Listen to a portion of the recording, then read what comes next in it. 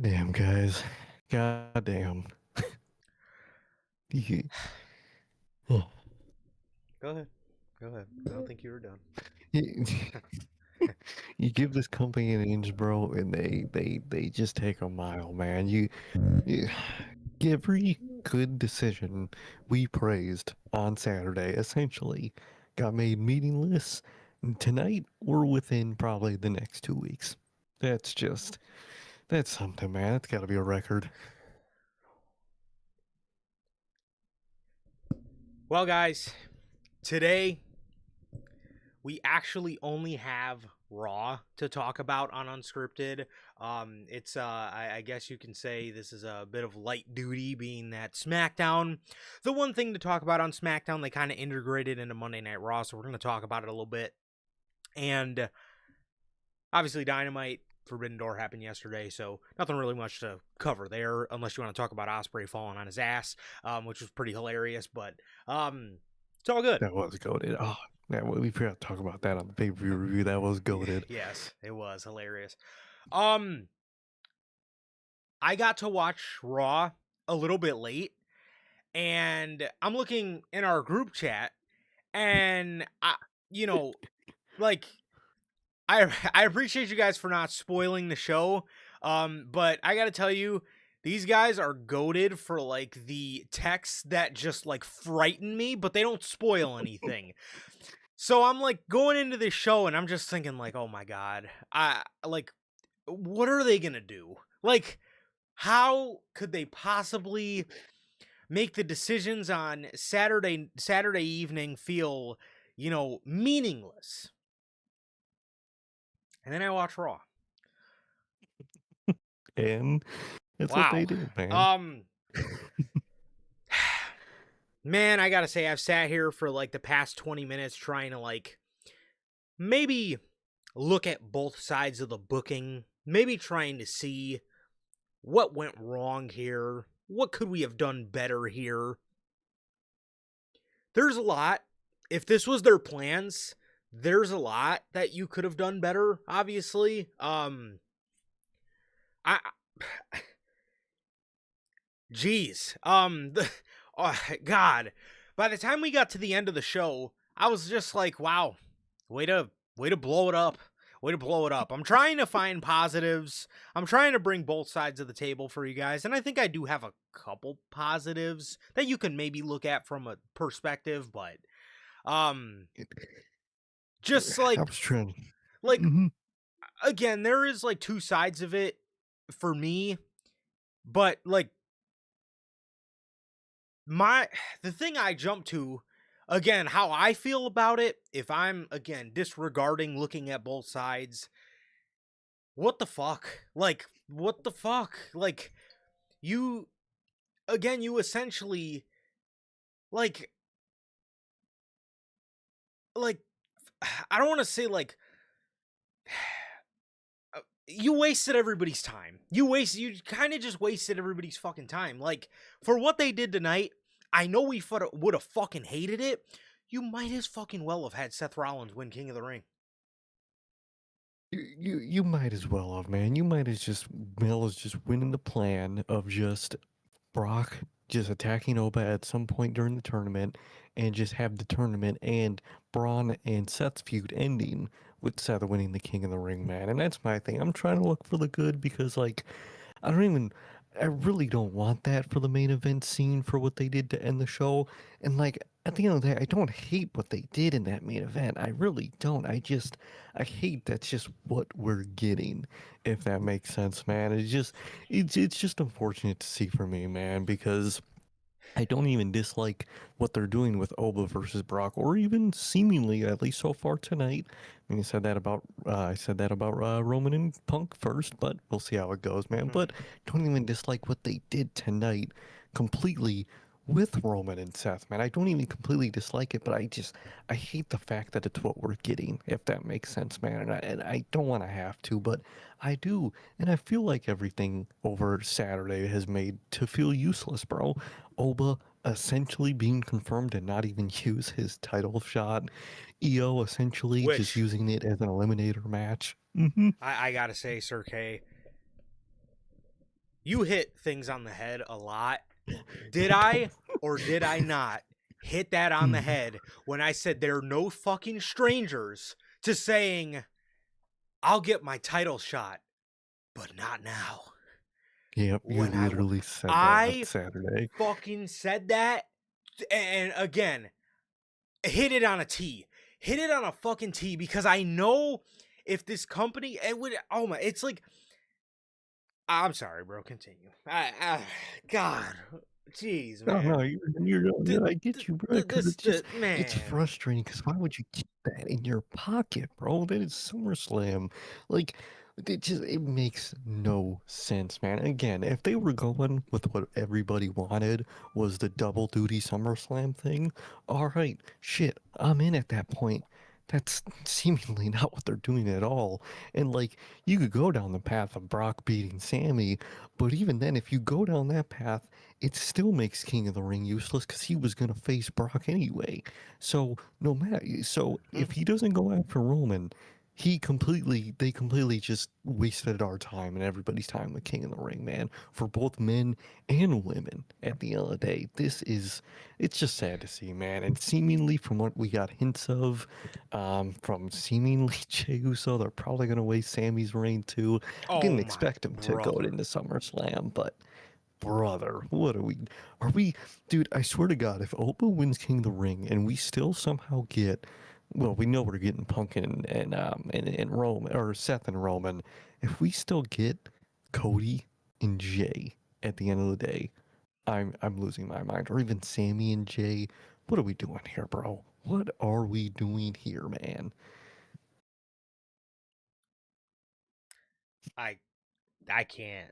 I, again, I truly just can't. I can't believe them. I can't believe them to do, man, to jeez, bro. That is just um wow. I mean, again, this guy has one night. This guy has one night, bro, where people praise his decision making, and like, you can't make this shit up. Turns around damn near immediately and fucking erases all the shit that people just praised him for. It's actually crazy. Um we only got Monday Night Raw to talk about, so we're definitely going to get into it more in depth when we talk about these segments tonight. Again, only Monday Night Raw tonight. Only Monday Night Raw tonight. So again, the one thing I was going to talk about on SmackDown was the Solo and LA Knight stuff, which they, kind of, they had Solo appear on Raw, so we're just gonna kind of cover it uh with Yeah. the stuff that they did tonight on Monday Night Raw. So no Dynamite, no SmackDown. So yeah, we're on a pretty light dude. Even though it's not really, because All there's right. fucking a lot of ridiculousness to talk about. But A how's lot of everybody doing? ridiculous. How God, man, how's everybody doing? Thank you guys for joining us for another edition of Unscripted. This is episode 306. If this is your first time watching, guys, do not know the show works every Monday after Raw. We're on here with Unscripted. Every Friday at 3 p.m. Central, we're on here with the news and for the pay-per-views for both WWE and AEW. We're live directly after with the post-show review. Speaking of which, if you guys did miss this past last night's edition of, literally less than 24 hours ago, edition of the Forbidden Door review, as well as Saturday's Night of Champions review, as well as the news and the Forbidden Door Night of Champions predictions. You guys can now find those. All of those are up on all platforms for you guys. That is Spotify, Apple Podcasts, and if you want to see it first, join us right here live every single pay-per-view after for the post show, and Friday at 3 p.m. Central for the news. Also, if you guys have not got a chance to get your hands on some of the official NHP merchandise, you guys can now find this live on the merch shop. That is bonfire.com. Links at the top description of this very video, where you can find this beautiful piece of Notorious Heels merchandise live on here as we speak. And before we get into the introductions of ourselves, usually we use the W ad as a bit of a divider, but since we have nothing to divide, if you guys want to go ahead and check out the official sponsor of NHP, W Energy. W is an energy drink loaded with vitamins and nootropic. loaded with vitamins and nootropics formulated to improve focus without getting the jitters. W is a clean formula, sugar-free, 0-calorie, and free from fillers and artificial colorings with 150 milligrams of caffeine per serving. You can get your W products today with the link below and code NHP at checkout. Save yourselves 10% on your next W purchase. Really always gotta shout out W, man. Whether workout, whatever you may need the energy for, man. We're coming off. This is the 4th day of our 4-day marathon with you guys, man. 2 pay-per-views, news, unscripted, man. If you guys want to be up with us, man, watching these shows, doing these reviews, W's got you. It'll give you the energy. It'll give you the focus. You won't have the jitters, and it'll taste good all at the same time. Truly always. Gotta shout out W. Yes, sir. Yes, sir. Thank you as always, and shout out to the great people over at W, the official sponsor of what we do here at NHP. So yeah, there you go, man. And now, again, now that we don't, have any other shows to talk about, if this is your first time watching, guys, do not know who we are here at NHP. I am Johnny, one half of the host of this very show, and as for the other half, we got my man Sir K here. Sir K, go ahead and let the people know what it is you are smiling about today. You know, man, after that episode of Raw, is there anything to smile about for wrestling right now, man? I mean, brother, that was just a rough episode of Monday Night Raw. Literally looking at the run sheet I got in my notes for Raw, man. I liked one segment. Technically not even a segment, but I liked one event on this fucking episode of Raw. One. In its full entirety, man. What the fuck are we doing, man? But overall, man, I'm doing good, man. I'm doing good coming off what was a good weekend, man. You know, was. But it was a good weekend, man. I'm doing good. Like Durante always ask, how's life? How's the family? Life's good. Family's good. How is everybody doing in the live chat? How are you doing watching the replay? What about you, bro? How are you doing? Very good, man. Very good. Very good. Just chilling, bro. Just chilling. Well, um, a lot going on. A lot going on in the basketball world, bro. Today, um, I'm sorry, couple days ago, Miles Bridges traded to the Phoenix Suns. Charlotte is really blowing it up. Like, little, again, I know they probably want to build for the future, but it's just crazy to me, man. They were actually a very exciting team last year towards the end of the season. And I just thought maybe they would keep it together a little bit. And then Draymond Green declined his player option, and everybody's kind of thinking the same thing. Apparently, the Warriors are going after Anthony Davis and LeBron James, which is going to be fucking nuts. Draymond declined his player option, and everybody's basically thinking he's going to take a pay cut, so they're able to sign LeBron and trade for AD, which is wild. And then fucking today, the Blazers traded for Ja Morant, which is wild. They have a lot of point guard depth, but I don't think their moves are done. I don't think they're done making moves, so I think they're probably going to ship a couple of them away. Very, very crazy, man. Very, very crazy. Very crazy stuff going on in the NBA world right now. So I literally, man, got home today and I opened Instagram, and the first thing I seen was an edit of Ja Morant in a Blazers jersey, and I was like, oh my god. Memphis finally got rid of him, man. So it's crazy. It's crazy how that young core of Desmond Bain, Jaren Jackson Jr., and Dylan Brooks didn't work out, man. It's crazy how that's completely blown up. They're all on different teams now. So crazy. So crazy. The potential once upon a time that they had.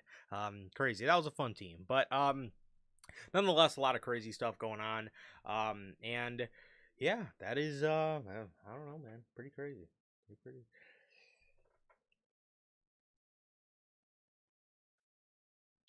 I did see that. I did see that. I wasn't sure what their cap space was at though, but I did see they paid Kristaps Porzingis. So, Hmm. maybe what the fuck? I don't Hey, know. I don't know. hell, man. I don't know. Guess maybe LeBron will stay with the Lakers. Jeff mentions his World Cup is falling apart, man. Who do you want, Jeff? I don't watch football, but Soccer. who do you want, Jeff? Yeah, exactly. It's soccer, but who do you want to win, Jeff? What country? Because I think it goes by that. It does. It does. The World, yes, the There World you go. Cup, yeah. I learned a little bit about football thanks to my guy Flex here.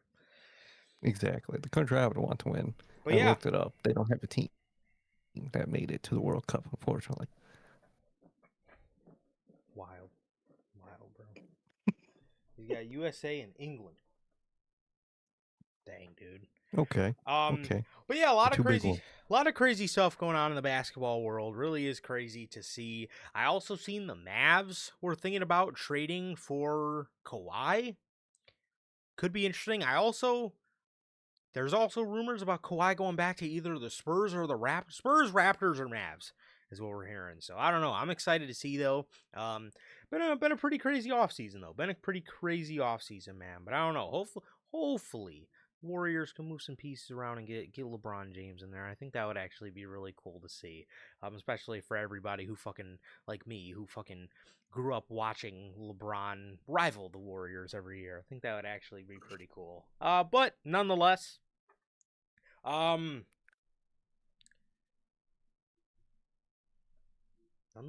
we have let's see. Messi in Argentina is probably going to win again. This is crazy. This is craziness. There you go, man. Is he the Cody Rhodes of the World Cup, man? He's just always got to win something. Damn. Come on, bro. You got to do Messi like What? that, bro. You call him Is he Cody not Rhodes? probably though? What the? This is wow. Maybe he is though, man. I don't know. Yeah, I wouldn't, I really wouldn't mind that Warriors team. I think that would be pretty cool, man. So maybe I don't know what the fuck they could have to give away at this point, but or what they can trade away at this point, but I think that core would be pretty cool to see, man. LeBron and Steph Curry, that would definitely be odd to see, because again, I literally grew up watching LeBron fucking face those guys in the finals every single year. So that would be pretty crazy to see. But it is exciting to think about, I will say. Kawhi to the Mavs. I think that would be great. They would obviously have Kyrie. They have Cooper Flag, right? Adding Kawhi to that, I think would be, pretty cool. So it could be interesting. But I don't know, man. We'll see. But yeah, Ja to the Blazers. Man, that one really did shock me. I definitely didn't, especially with Dame coming back this year. And then they also have Scoot, who was pretty decent for them in the first round this year against the Spurs. So, and then yeah, they have a lot of point guards. I think they have 4 point guards. So, yeah, Ja. They got Ja. They still have Denny, obviously, and then you have Dame coming back this year. So, they got a decent little team. I'll say that. Probably not to really make too much of noise in the West, but a decent little team nonetheless. But yeah, so crazy stuff. Crazy stuff. What else is going on? I don't know, man. Yeah, nothing too much. That's all I got. For basketball. Jeff says he likes the Bulls draft. Another Tar Heel. Yes. Also another Caleb for Chicago. We now have Caleb Williams, the Iceman, and now we have Caleb Wilson on the Bulls. Right. Very happy to see the Bulls finally giving it all up, right? Blowing it up, fucking starting to rebuild. Very happy to see that. For so many years, the Bulls were just content with being a play-in team, and that's like purgatory. That's like that's like the equivalent to being like fucking LA Knight, dude. You know what I mean? Oh, It really on, is, man. It's like you're just stuck in purgatory. Like I feel like it's better. Like for me, just the way I see it, I would rather my team be like the Mavericks. yes, I get annoyed with the Mavericks, but you know, it's like the year, like this year they were obviously fucking terrible. I wasn't too mad, you know what I mean? Because it's like we're terrible. Boost the odds in the draft, you know what I mean? As long as you're not too terrible now, because if you're a fucking bottom 3 seed, then it reduces, or if you're like the bottom 5, I think, or something like that, it reduces your chance at a number 1 overall pick. So it's like, you know, and maybe that's going to change. Maybe a play-in team's good now with these new draft odds, but I would, at least the past couple years, I would rather my team just fucking tank. I would rather, I don't even, I'm not gonna lie, the whole tanking rules to me are so stupid. I don't think there's anything wrong with tanking. I know the NBA sees it a different way because, like, the games are uninteresting and they rest starters and yada, yada, yada, but it's like, I get it. Like, they're tanking. They're trying to Mhm. rebuild. They're trying to get,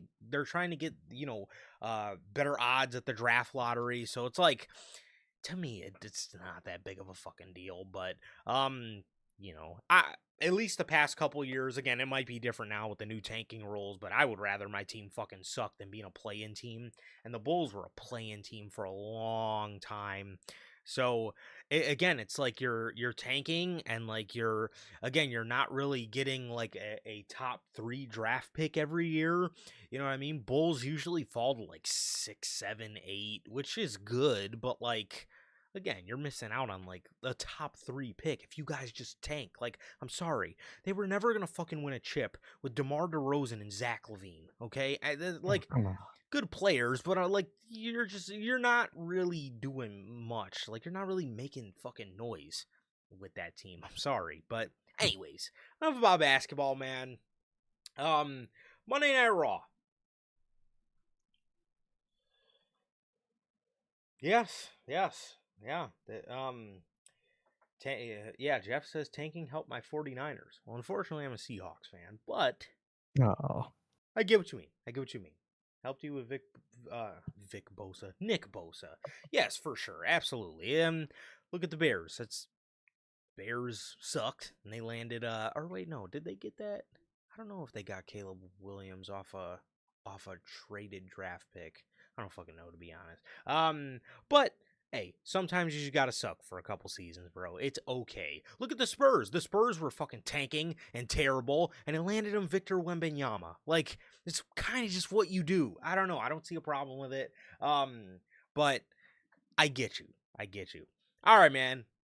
So, okay, I know you're dying to talk about Raw, so we're gonna get the show on the road. I don't know about that one. Atlantic City, Monday Night Raw. This was your June 29th edition of Raw. The show opens up with Obafemi. Okay? The show opens up with Obafemi. We did win on your guys' field, bro. We left the Seahawks left the cigars in the locker room, came back 2 weeks No. later and finished them. So, I'm sorry, bro. Oh, I'm sorry. It just had to be this way. It had to be this way, bro. um, but so Obafemi comes down to the ring, holding his crown. He says his entrance and his ovation was fitting for a ruler, but now he needs an introduction fitting for a king. Apparently, a king that's not going to cash in his championship match at SummerSlam, but a king nonetheless. the king, nonetheless. So then Brock Lesnar comes out, and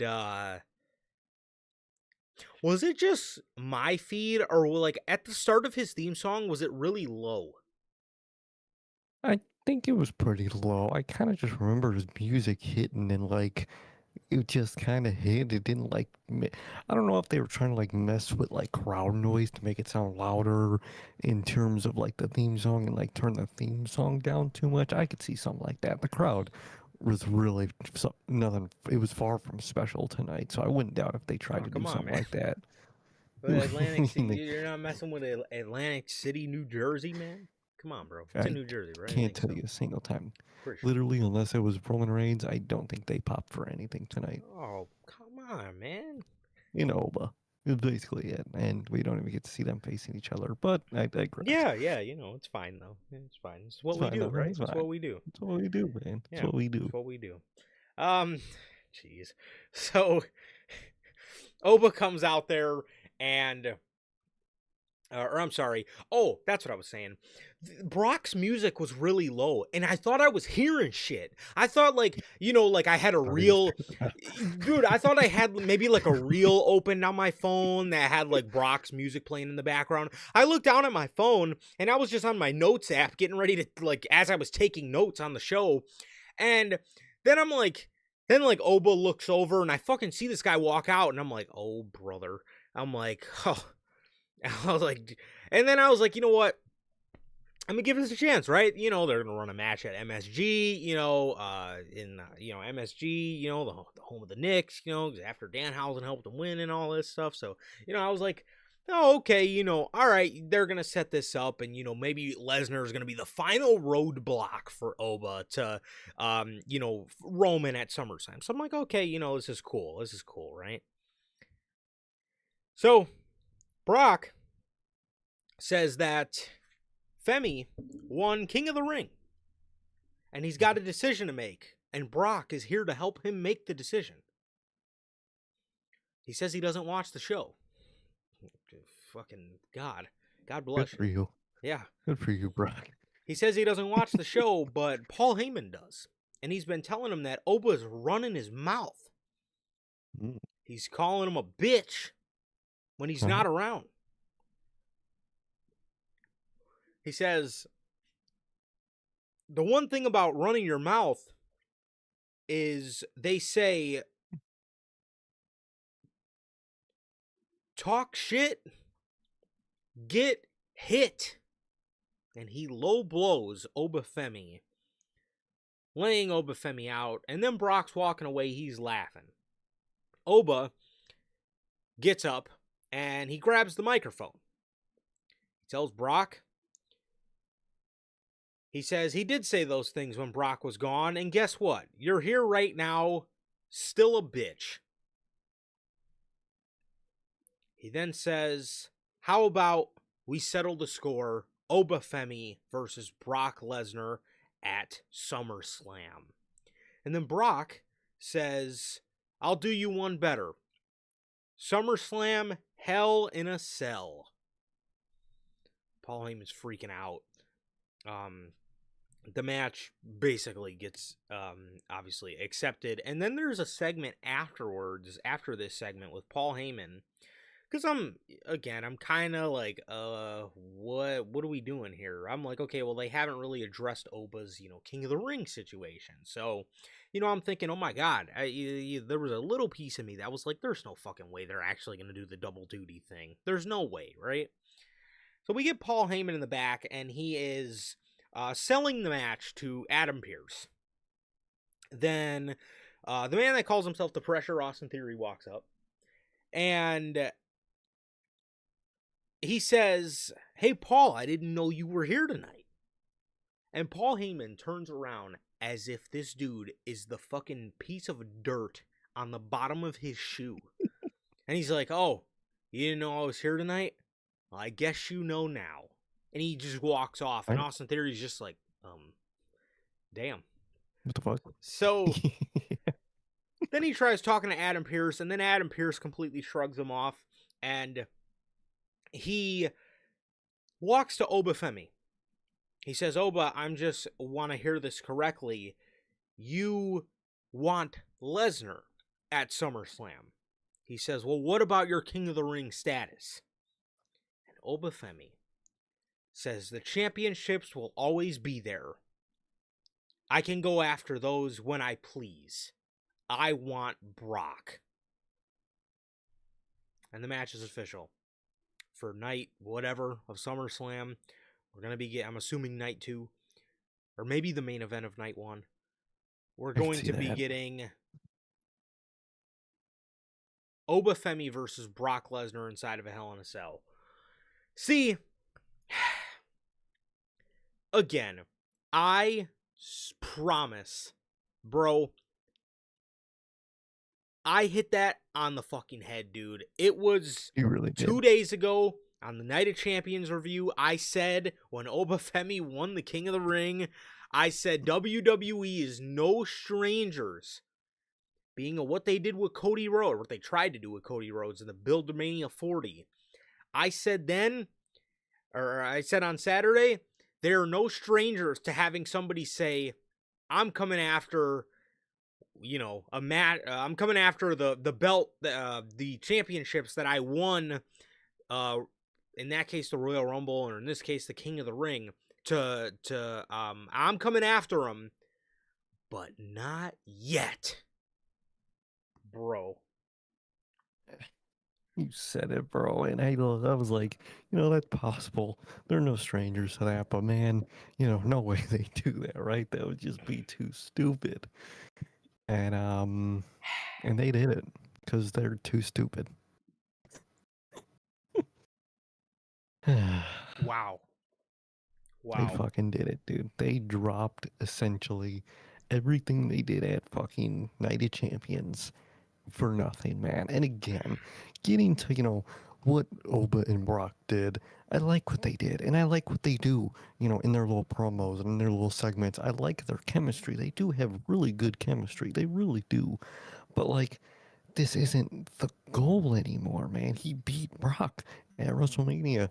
That's all you needed to do. You didn't need the second match, and now you really don't need the third match, man. It makes it so pointless, man. It makes it so pointless. And when Brock said, mention in there of, there was the line of, I'll make your decision a little easier. In that moment, I thought that, what Jeff and Gotti in the comments, what's up, guys, how you doing, are mentioning about, Brock possibly beating Sammy. I thought that was going to happen at that point, but then, like, later in the night, I kind of get a vibe of a different direction. I really think he is just dead ass basically about to pocket his title shot till after SummerSlam, Yes. and that is absolutely abysmal. And even if Brock does go after Sammy and fucking bury Sammy, not only is that a problem in itself, but it still makes King of the Ring useless because he was going to face Brock anyway. So why would he use a title shot for a match he was already getting anyway, no matter what? They completely screwed themselves over. And after tonight, anything they do, anything they have done or could do at this point, has completely made the King of the Ring pointless, man. And that's sad to see, man. That's very sad to see, man. I would have liked, double duty for SummerSlam. When night one is Brock, night two is a world title shot, man. Or, Saturday night's main event, then SummerSlam, man. But we got literally neither. We got the worst version of it where they have Opa Femi pocket his goddamn title shot for the future. It's so fucking stupid. It's so frustrating, man. And again, I do like the commentary, the not commentary, the chemistry of Oba and Brock. They have great chemistry. They really do, man. And I'm excited for the match. I like the Hell in a Cell. I think putting another gimmick in front of their third match is a very smart thing to do. I think it will help the quality of the match they'll put on. Not that they produced anything bad yet. They actually produced very good matches so far with the both of them. But it's just, brother, what are we doing at SummerSlam, man? No title shot for what? What did you put on King of the Ring? You might as well have just not did King of the Ring this year at that point. Yeah, I think you would have been better off. Bro, um so I I was kind of in the same boat as all of you guys, man. When he said he was going to make his decision a little easier, I was like, "Oh, okay, so is he saying he's going to win a world championship? Is he going to take the championship off of Sammy?" Which again, there is still time for that, I guess, if they wanted to do it at MSG. I remember before today, from Night of Champions until now, or until, Raw, I was kind of hearing rumors that they were gonna have Sammy drop the title to Gunther at the MSG show, and then they were gonna do career versus title Brock versus Gunther. which again, I kind of thought that was a little stupid because not that I don't want to see the match, but because like through this whole tournament, all you've been having Obafemi talk about is Brock Lesnar. So are you just Mhm. gonna do something completely different? Didn't really make much sense to me. But um again, like Sir K was kind of alluding to, bro, like with the segment later in the night with like the things Jey Uso said, I feel like Sammy's just gonna kind of be in with the regular SmackDown division. I don't envision Brock taking the title off of him Oh, anymore. I mean, possible, but again, I don't see it. yeah, it could happen. It could happen. But I don't see I don't really see it anymore, to be honest. Oh my But god, Jeff. Oh, yeah, I think you're right. Oh, we'll oh get yeah. to that. Oh yeah. Yeah, Yes. yeah. Yeah, 100,000%. But yeah, as for Oba, will the championship shots be there? Yes. And he's I guess still getting, I guess or will be getting his championship match. Um but people wanted him to win King of the Ring so he can face Roman at SummerSlam.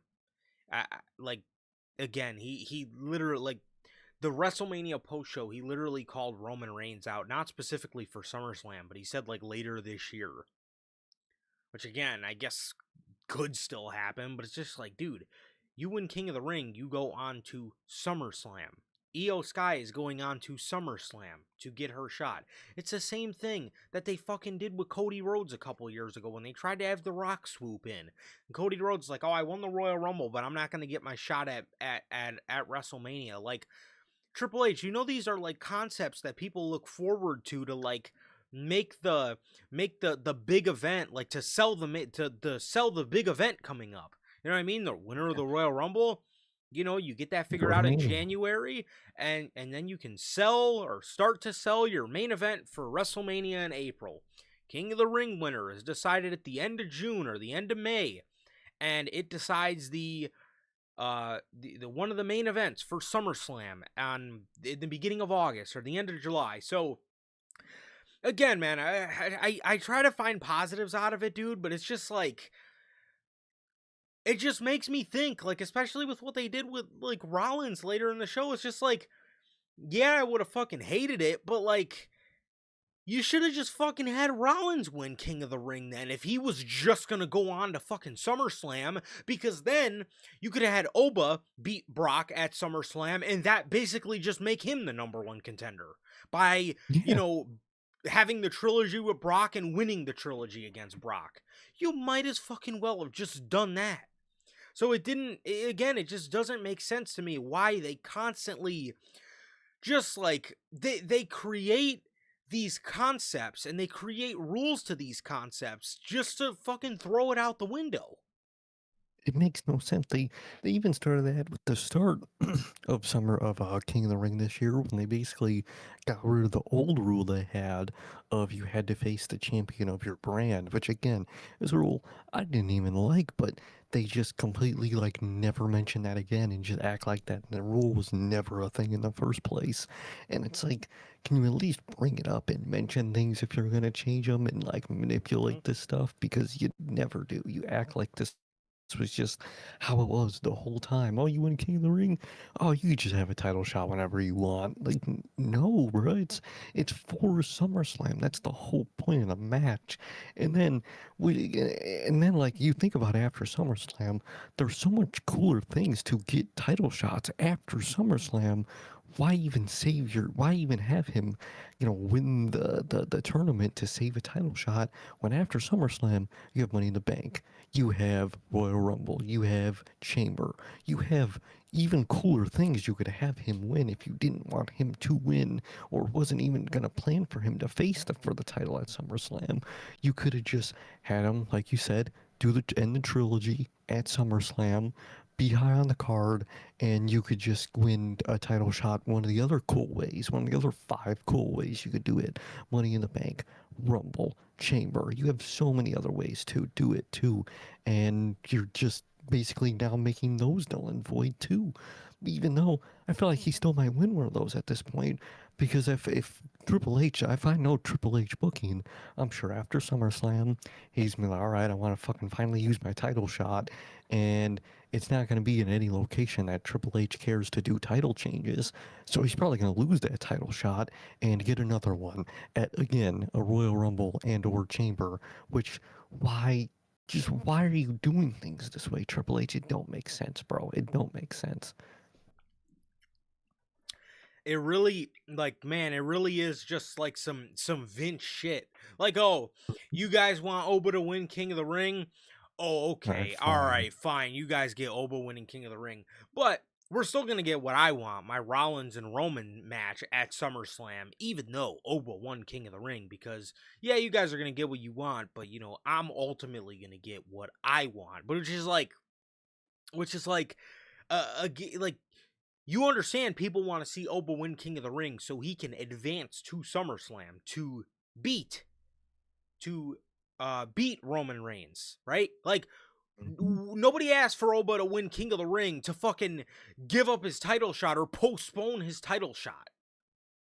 Like, come Yeah, on, like bro. that's not why we want him to win this thing. We want him to win it so he could. That's why I almost always hate when the Royal Rumble winner loses at WrestleMania, because it basically most of the time makes Royal Rumble null and void at that point. You look to when Shinsuke won it and when Asuka won it in the same year, and both of them lost at WrestleMania, making that year's Royal Rumble pointless. It's do you not get this, Triple H? Do you not watch your own show? I don't understand. I don't know, man. So ridiculous. Absolutely ridiculous to me, bro. I really don't. I don't. Man, I really don't understand. I really don't understand how this dude operates, bro. And let me tell you right now, if fucking Tony Khan, yes, I'm gonna be that guy. If Tony Khan did this shit with the Owen, and he has Will Ospreay win the Owen and walk out on Dynamite and say, you know what, MJF, I'm coming for that belt, but not at all in London. We're gonna do it, and I'm gonna fucking keep it in my pocket for the fall. People would People would fucking blow up. People would call him an idiot. People would say he doesn't know what he's doing. Yada yada yada. You wouldn't hear the fucking end of it. And this fucking guy, for the second time, and people reacted to it terribly the first time with Cody, does it again, which is like Oba and Brock. Again, it's not even a bad thing. Hell in a Cell, I'm excited for their Hell in a Cell match, bro. But like, Yeah, why? Like, and again, why did you have him win? Why did you have him win King of the Ring then? Like, like just to keep the fans from complaining, which is like how dumb do you think your fans are? Do you think like they're just? Do you think all the fans are just gonna be like, oh well, he won King of the Ring, so you know it's you can do fine if whatever. it's fine if they don't give him a title shot at SummerSlam now. Like, how dumb do you take your fans for? Really fucking dumb. He really does take us for being that stupid, and like I get, yeah, some wrestling fans are that stupid. Most of us aren't. I'm not. You aren't. None of the guys in our comment section are that dumb. Like, what are you doing, bro? I don't understand, bro. I don't understand. Like Kevin says, you should have just made it Braun Breaker versus Seth at this point. Is it because essentially Braun Breaker and Seth built more to a SummerSlam world title match than King of the Ring did, which is Yeah. beyond just unbelievable. It quite literally did. So you might as well have just made that the King of the Ring final. Absolutely ridiculous, man. Absolutely ridiculous. And then again, just to turn around and give us what Triple H originally wanted, which is his Rollins and Roman one-on-one match. Come on, bro. It's it, We'll it, get to it's that. it, it's just it's ridiculous, man. It's ridiculous. So Obafemi, again, I'm excited for the Brock match, bro. But it's like, and again, I'm saying this, dude, and yeah, I would have fucking hated if Rollins won the tournament, yes, but like, if this was your plan, you should have just fucking done it. You should Hmm. have just committed to what you were gonna commit to, and don't try to like half please your audience. Like, no, just commit to what you were gonna commit to. Have fucking Rollins win the tournament if this is what you were so hell bent on.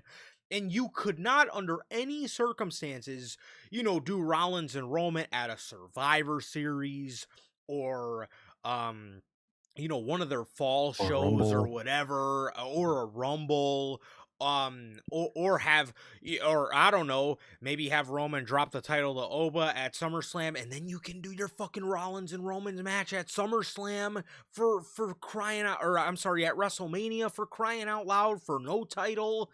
You could have just done that. With the shit they did here with Obafemi backing out or postponing his world title shot again, yeah, I would have hated it, but you should have just fucking had Rollins win the tournament if you were just going to have him go and challenge Roman Reigns tonight.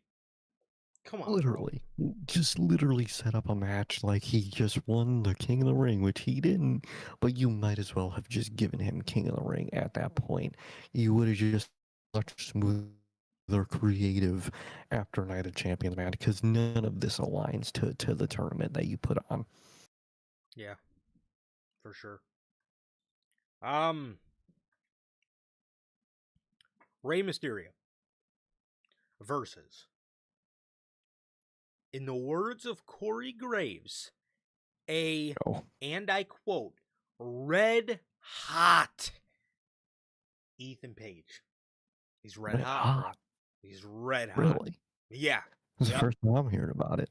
Yeah, me What's he too. red hot about? Me too. I don't know. Red hot? Did he eat Chester's hot fries? Did he have some Takis? Did he have spicy wings? Okay, what is he red hot from? What I'm still trying to figure it out myself. Was this match even like for anything? Was this like for No. IC title? I don't think it was. Like, it's like I don't know. They've like dead ass just been putting Rey Mysterio on TV just to show off like some nostalgic gears, which is cool. But like, what I don't know the point. I don't understand the point. We saw Penta like for 2 seconds and then dap it up Chad Gable later in the night, and this is basically all we get of the IC title scene right now. It's just this random nothing match that like pertains to the IC title scene but doesn't even matter to it. Like what are we doing here, bro? What are we doing? And you wonder why your call ups don't get no momentum, man, because you just do random nothingness. Well, he's red hot. What do you mean he's got no momentum? Sorry, he is red hot according to Corey Graves, man. I don't know what's red hot, man, because it's not Ethan Page, it's not Rey Mysterio, Why don't you tell it's not well, some things can be red hot, man, but I don't know if anything on Raw tonight was red hot. It was, and then they Triple H wrote what he wrote for the events of tonight. Brother, I don't know. Well, Ethan Page is red hot, but his red hot partner, Bangaranga Rusev, wasn't on the show. He wasn't on the show, bro. What happened, bro? Fucking is he not red hot too? Did he like refuse to lose to Rey Mysterio? No. He I doubt that. He refused to lose to Hangman. He refused to lose to Hangman. Oh, but he wants to be on the European fucking promo. Yeah, he loves being the commercial promo, doing his wannabe catchphrase, trying to get over, man. Yeah. And didn't work, man. Didn't work so much. He didn't even make it back to America yet, and his running buddy Ethan Page had to go on without him. Oh, he was off Rusev Day. Got it. Is it like his other catchphrase that's meaningless nowadays? I don't think Rusev Day. I don't think Rusev Day exists anymore. I think now every day is Bangaranga Bash. What do you think about that? Bangaranga Bash. Yeah, I'm trying to help him get over, because he didn't want to lose to Hangman, so now I gotta help him get over. No, exactly. He didn't want to lose to Hangman, man, and he's just cool with just not even being called to work at this point. He's cool, but he's having a blast over here, man. He quite literally said, he loves what he's doing over here. Don't know what's the love, but all right. He loves it. You know, just like his Loves other, mediocrity. just like his other fake demon fucking partner, Matt Cardona. You know, bunch of fake Whole bunch fucking of fake pretenders. ass demon. Bunch of pretenders, man. They just want to Oh, be under the WWE yeah, logo. we're going back for good creative, and if it's right, no, well, You know, how'd that work out? Okay. Matt Cardona told Tony Khan, I'm not gonna sign here. I don't want to be just a permanent mid carder, man. And he goes to WWE, and he's a permanent low carder. So, what are you gonna do, man? What are you gonna do? This guy's fucking morphing into Zack Ryder like a Power Ranger. But anyways, back to Bangaranga Rusev. I'm not done with him. Yeah, what a fake demon, bro. Your buddy Ethan Page is supposed to be red hot, right? Where are you at? Where are you at, man? Red He's hot, celebrating the Bangaranga Bash. He should have accepted the Bangaranga the bash. bash to Hangman Page. He should have lost. He should have lost. Maybe things would be working out for him now. And the best part is, we probably would. We probably would have got God's favorite champion back. Okay, but he just had to go and fuck all that up. Probably would. He's got to refuse to Look what lose. losing to AEW top guys have done for, I don't know, Andrade. He might got like the focal point of the second biggest match on the pay-per-view, but sometimes you just want to stand your ground and not lose to Hangman Page. Literally one of their core guys. One of It's like their fucking what he is literally in the big three, bro. He's in the big three, and he don't want to lose it. And this was like 2022 Hangman. So like this was like babyface Adam Page, like original babyface run Adam Page. Come exactly on, bro. like that. That'd be like during the fucking Finn and Punk feud if JD McDonough was like, man, I don't want to lose to this Punk match. I don't want to lose in this Punk match. Like what? Why on earth would what are you doing? Like, oh Miro. Yeah. Well, and speaking of Ethan Page being red hot, you got to be kidding me. You're genuinely having your commentator say shit like this, knowing damn well you're about to A, have him lose to Rey Mysterio, and B, what in the fuck has he done to be called or considered red hot? Red hot He's about red hot, what? bro. Yeah, you know what? He is red hot. You know why he's red hot? Because they got this motherfucker on the fucking Blackstone, and they're frying. Actually, no, he's on a regular fucking grill with the grates, and that fire is hitting the shit out of him, bro. They are cooking him. They are cooking him. They past well done. Okay, he's fried. All right. They said, you know what? They like this guy, man. Let's strip him of his theme song, and let's just strip everything that makes him good, and then stick him with this bum Rusev. Let's do that. Yeah. Ridiculous. He loses to Rey Mysterio. Shout out to Rey, bro. Rey's still moving, and he's got the OG gear on, bro. But again, Shout out Ray. man, I always love seeing those memes. It's like Cena retired, Punk's talking retirement, AJ retired, Taker retired, Triple H retired, and it's like Rey Mysterio in 2026, and then it's like him doing some crazy shit in a ladder match. Bro, those are the fucking greatest memes ever, bro. This man's still moving. He really is still moving, man. Apparently everyone's got it coming up. It's coming soon, man. This is gonna be the last big one for SummerSlam, man, for the main event. We'll get to that. Ass. Yeah, well, the next big one, they'll be back together as a fucking tag team. I'll be doing another Shield reunion. Oh, you know it.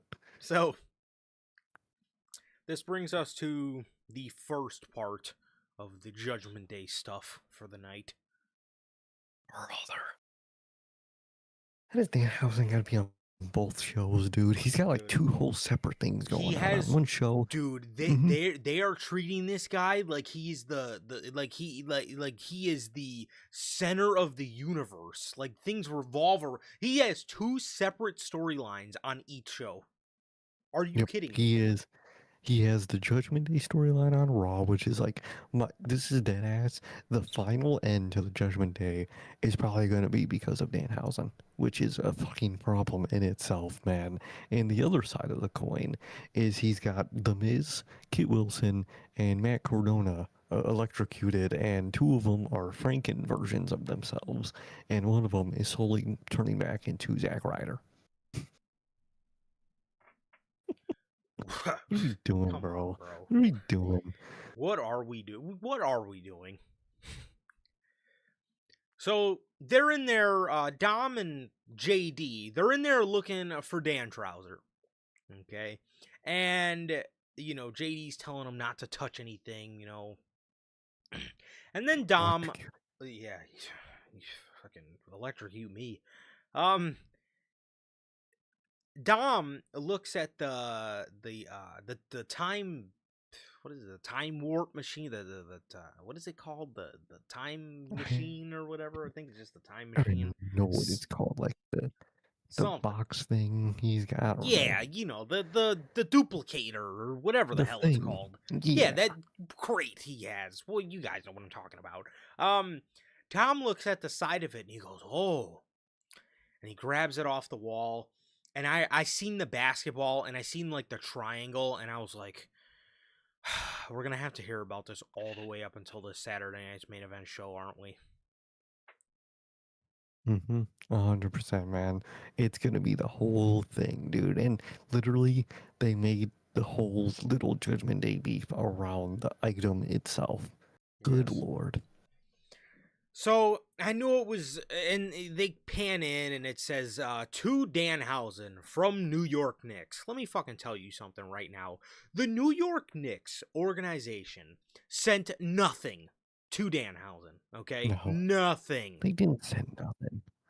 Stop They it. didn't, bro. Like, Stop it. stop.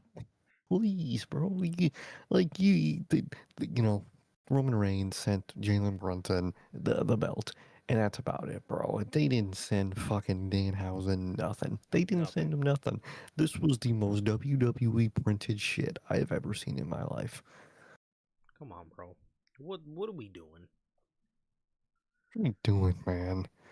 We then get more Judgment Day stuff. We have Raquel in the back, talking about talking to Pierce about getting a title shot, and Pierce tells her later tonight you're going to be getting a match against Maxine Dupree to for the number one contendership for um, the Intercontinental Championship. So Liv Morgan's kind of looking a little jealous or whatever, typical Judgment Day stuff. Terrible. Yeah, Jeff, that's absolutely true. They couldn't find anything to do with the Wyatt Six. Nothing. No, nothing They to do with Wyatt Six. Nothing for the New Day. Nothing. they couldn't, and like the Wyatt Six. When I tell you, you only cracked the door open a fucking smidge on what you could have done with them. But let's have two stories for Danhausen across Raw and SmackDown. And then let's promote the shit out of this guy as if he's CM Punk. He's Triple H fucking talking to Stephen A. Smith. Danhausen, he's helping the Knicks on the biggest stage. What biggest stage? What biggest stage did Danhausen have? Yeah, because Danhausen fucking helped these guys fucking come back from a 29-point deficit in the fucking third quarter. Yeah. And you know what? You fucking... I don't think I could ever talk shit about Corey Graves again, because quite literally he brought up that point on commentary later in the night. Did he really? He says, Danhausen didn't help him win nothing. I didn't see him out there, scoring points. And you know what, Corey? You're fucking right, man. He didn't score no points. He didn't do nothing. He's not involved. He's a bum and a fraud. All this, like, media marketing, like, pushing that you could be putting on anybody. And it's on this freak. And it doesn't even work. Because he's not popular. It's not even believable. He's not. He's popular with wrestling. Yes, he's popular to a niche fucking market that loves to buy his fucking merch because they fucking love to talk like him. That's who he's popular to. Come on, bro. What are we talking about right now? What are we talking about? Last time I love those fucking millennial burger spots that fucking they're like all weird and gimmicky and you know what the fuck I'm trying to say, bro. Like he is the peak of like millennial Jim Carrey wannabe humor, and I hate it more than anything. Wow, bro. This guy's throwing Jim Carrey straight, dog. And no, no, no, I'm not joking. He's the only one that could do that Oh, humor. you're But right, all you're right, those you're right. people that try to do his type of humor are horrible at it. He is the Oh, you're only right. one that could do that type of humor, and anybody ever that ever tries his humor is the worst thing in the world. I hate it. This motherfucker's terrible. I genuinely fucking makes my skin crawl whenever I see them like referencing the Knicks. What? So corny. Try hard. This motherfucker probably couldn't name one player on the Knicks bench. I guarantee you he couldn't. I guarantee you he couldn't. Probably not. You just say Pac, you know? Oh my god. Bro. Come on now. Cut the shit. Danhausen help the Knicks. Help the Knicks, bro. You know, Triple H could be using that media time to promote like a fucking Drew McIntyre. Maybe if you made him feel comfortable enough to come back to work, he could be using that media time to promote, Oba or Jacob Fatu or fucking Javon Evans or somebody who could maybe use Anybody? it, and we give this stuff to Danhausen. We give this stuff to Yeah, Danhausen. exactly. Nice, Let's put nice fucking Danhausen all going. over that. Exactly. The New York Police Department didn't even recognize some of the guys on the bench. So that's how I know for a fact Danhausen, Dan, I guarantee you he couldn't name one player on their bench, bro. He probably doesn't even know the name No, of the fucking coach. probably What's not. what's the name of the owner of the Knicks? Please tell me. What's his name? What is his name? Come on, bro. But the thing is, he's not going to get it right anyway because, he doesn't get names right. That's his Oh my thing. fucking god. Get this fucking guy out of here, bro. Ugh, it's so fucking stupid. I hate it, dude. I hate it. Raquel, or I'm sorry, Io then goes out for her promo talking about her Queen of the Ring victory. It got cut off pretty quick by Liv Morgan. Liv comes out there. She says Io's win was a fluke. She says she will beat her at SummerSlam and prove she's the greatest women's world champion of all time. She tells Io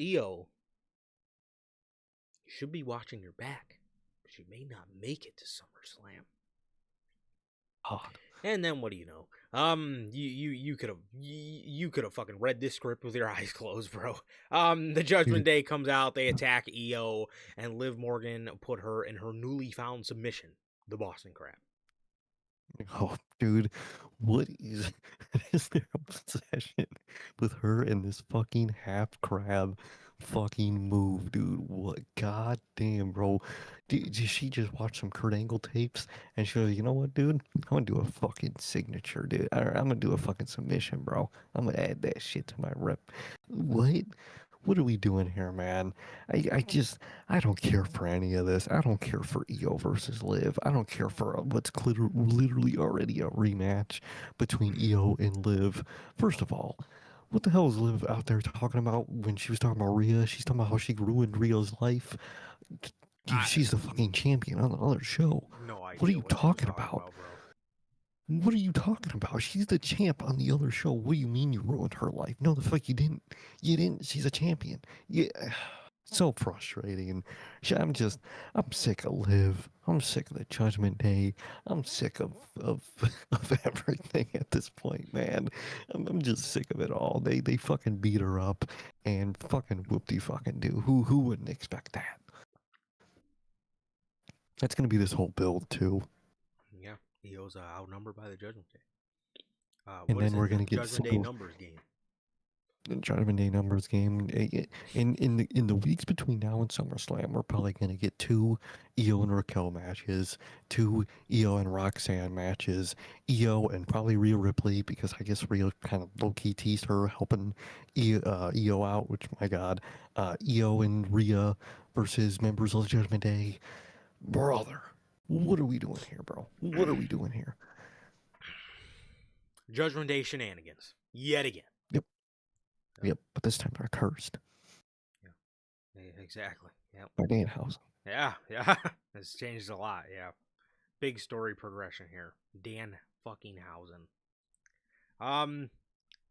Well, somehow the night got even worse. We got the fucking return.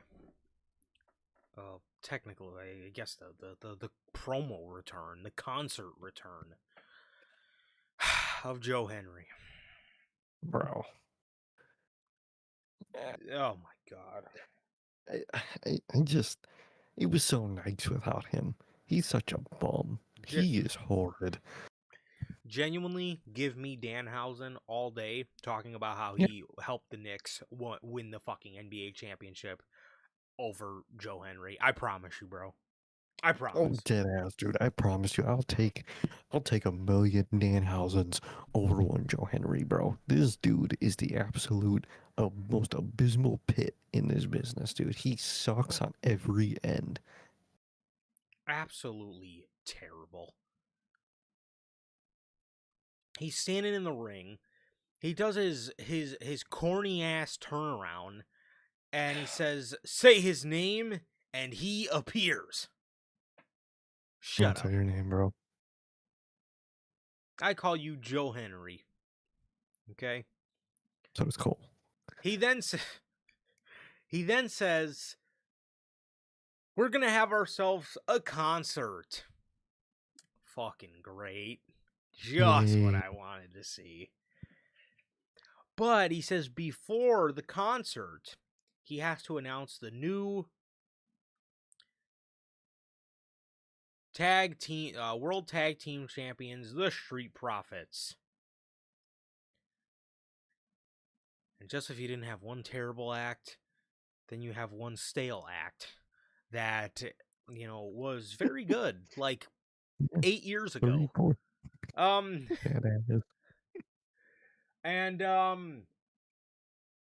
yeah, I never said his fucking name either, Jeff. I'm feeling the same way. I never said his fucking name. He oh my god, this guy's fucking atrocious. So he announces the Street Profits.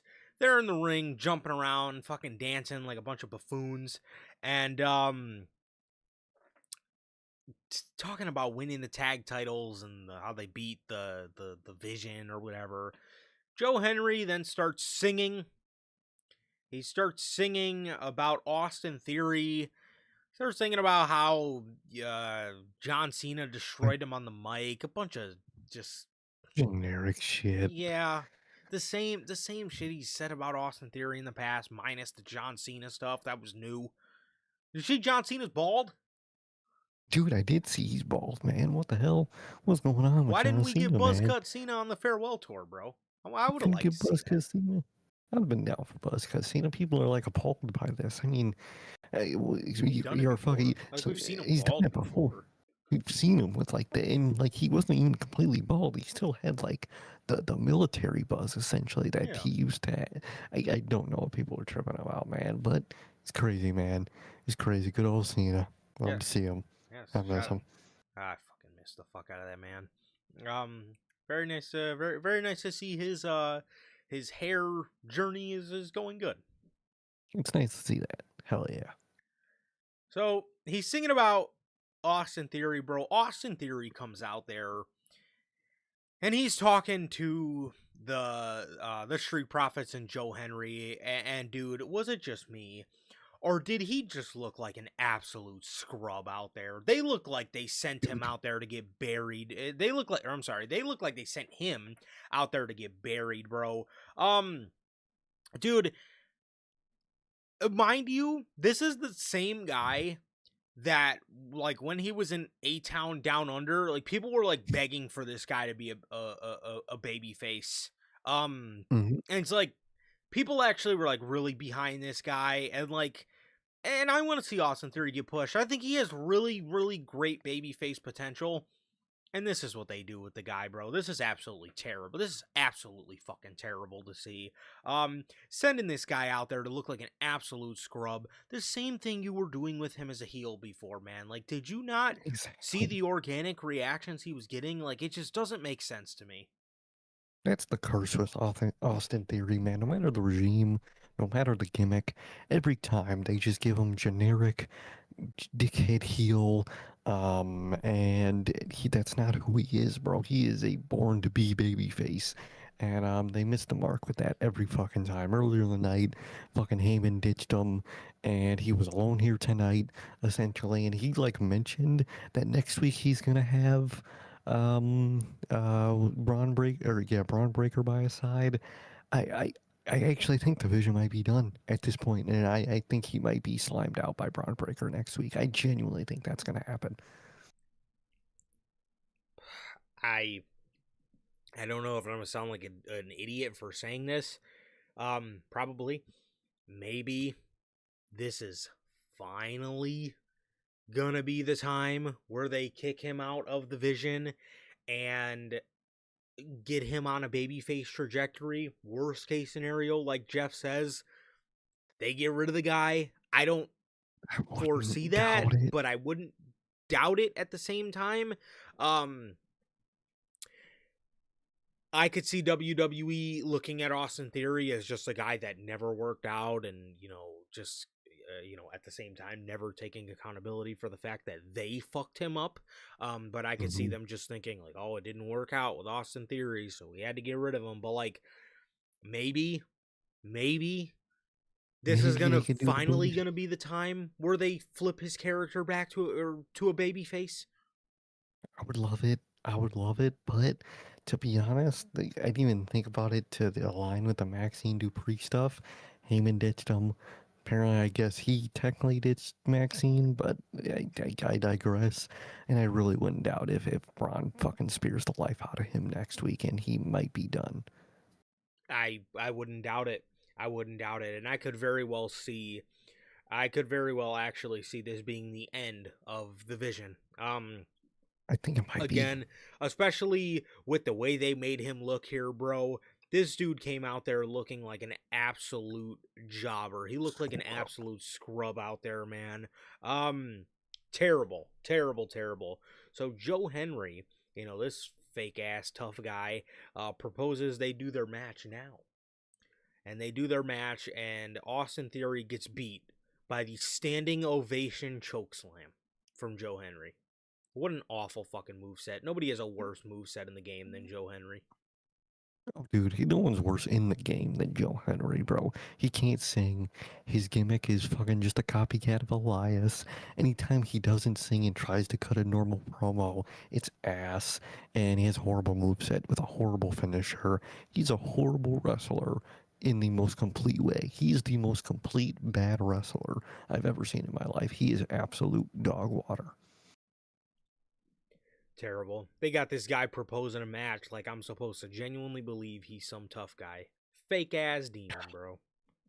Fake ass demon. Solo Sokoa. Solo Sokoa and LA Knight. They give a recap from Friday on SmackDown, bro. So, the MFTs are split. And on SmackDown, LA Knight was telling Solo Sokoa, because Solo Sokoa was trying to entice LA Knight to align with him to face off against his family. And LA said no. He told Solo no. He told Solo, he told Solo that he was he had no reason to trust him, and he had no reason to believe he wasn't going to go right back to his family as well. Solo says he hates his family, and that's why he'll never go back to them.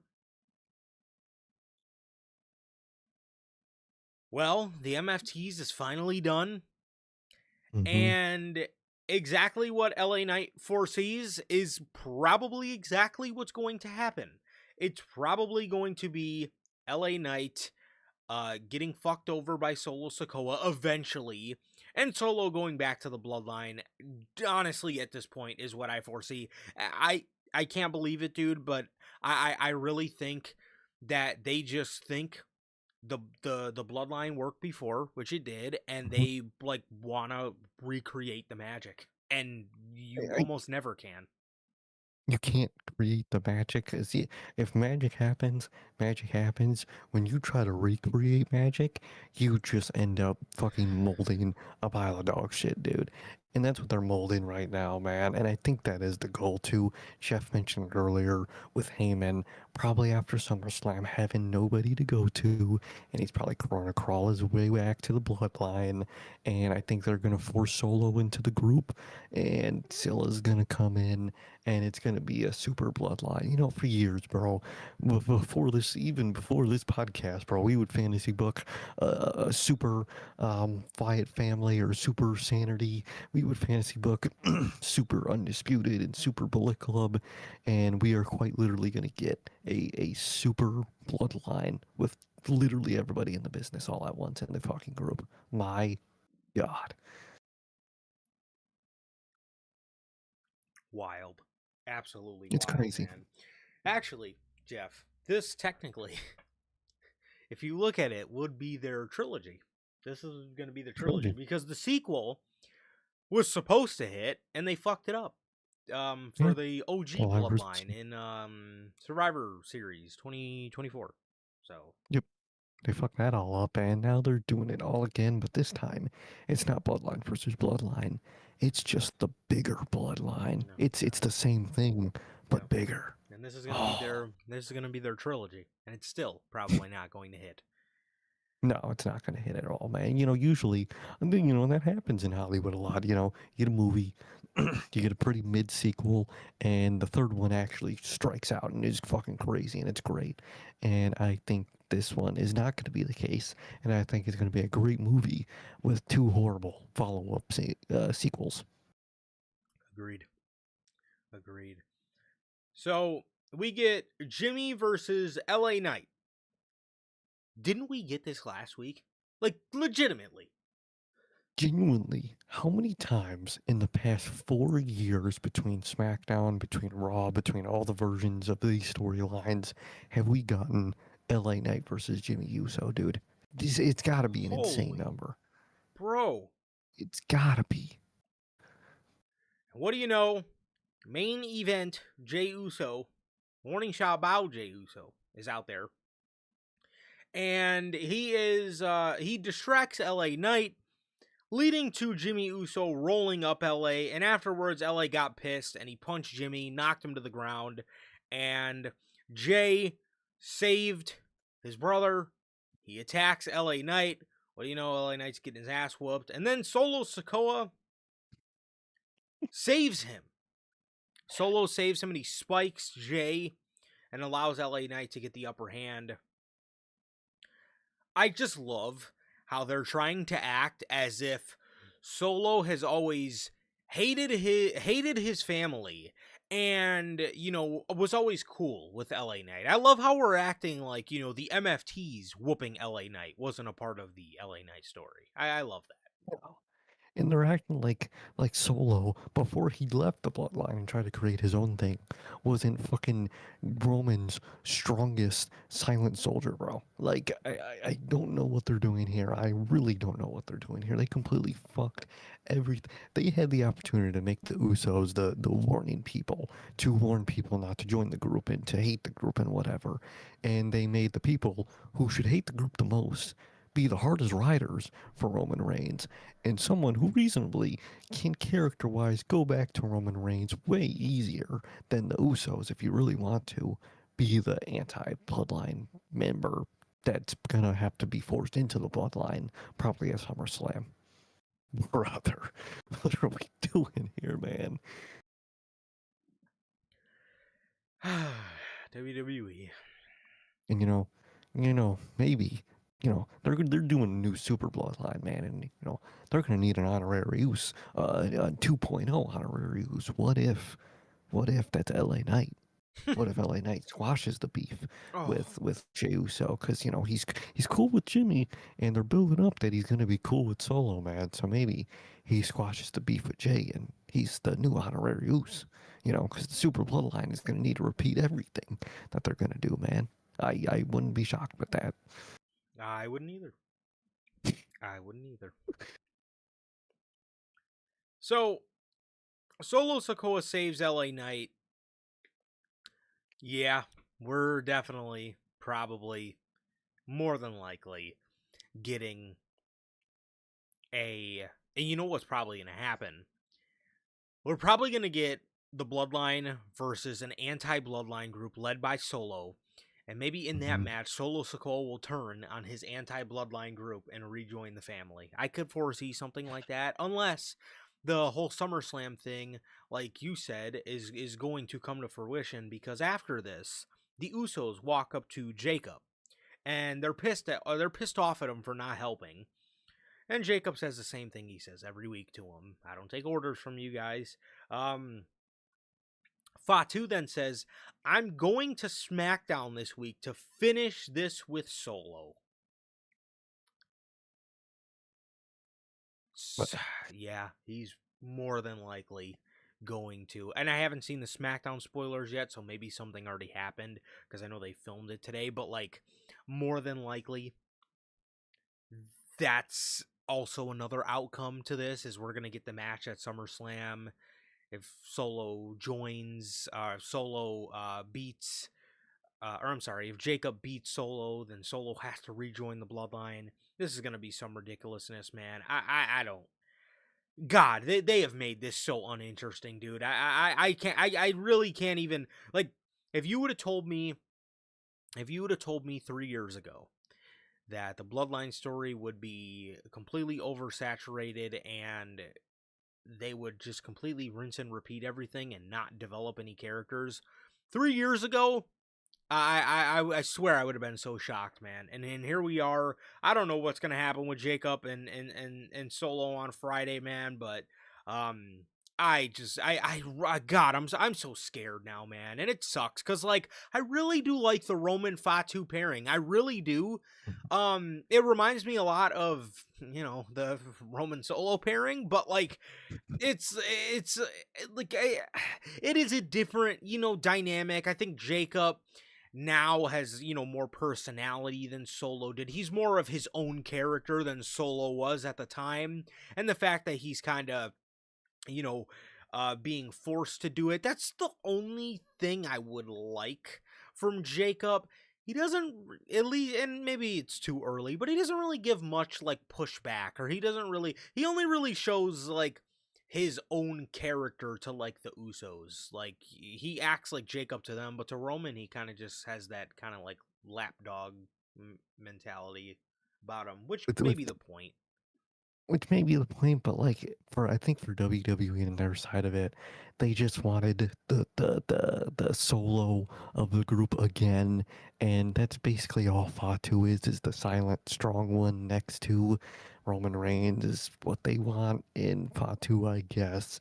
And quite literally, bro, this is the third time they ran back the exact same segment on Raw every week. Every week, no lie, it starts Usos walking in the room. They're mad at Jacob for not helping them with whatever they did earlier in the night. Jacob says he don't listen to them, tells them he's got something to go do on SmackDown.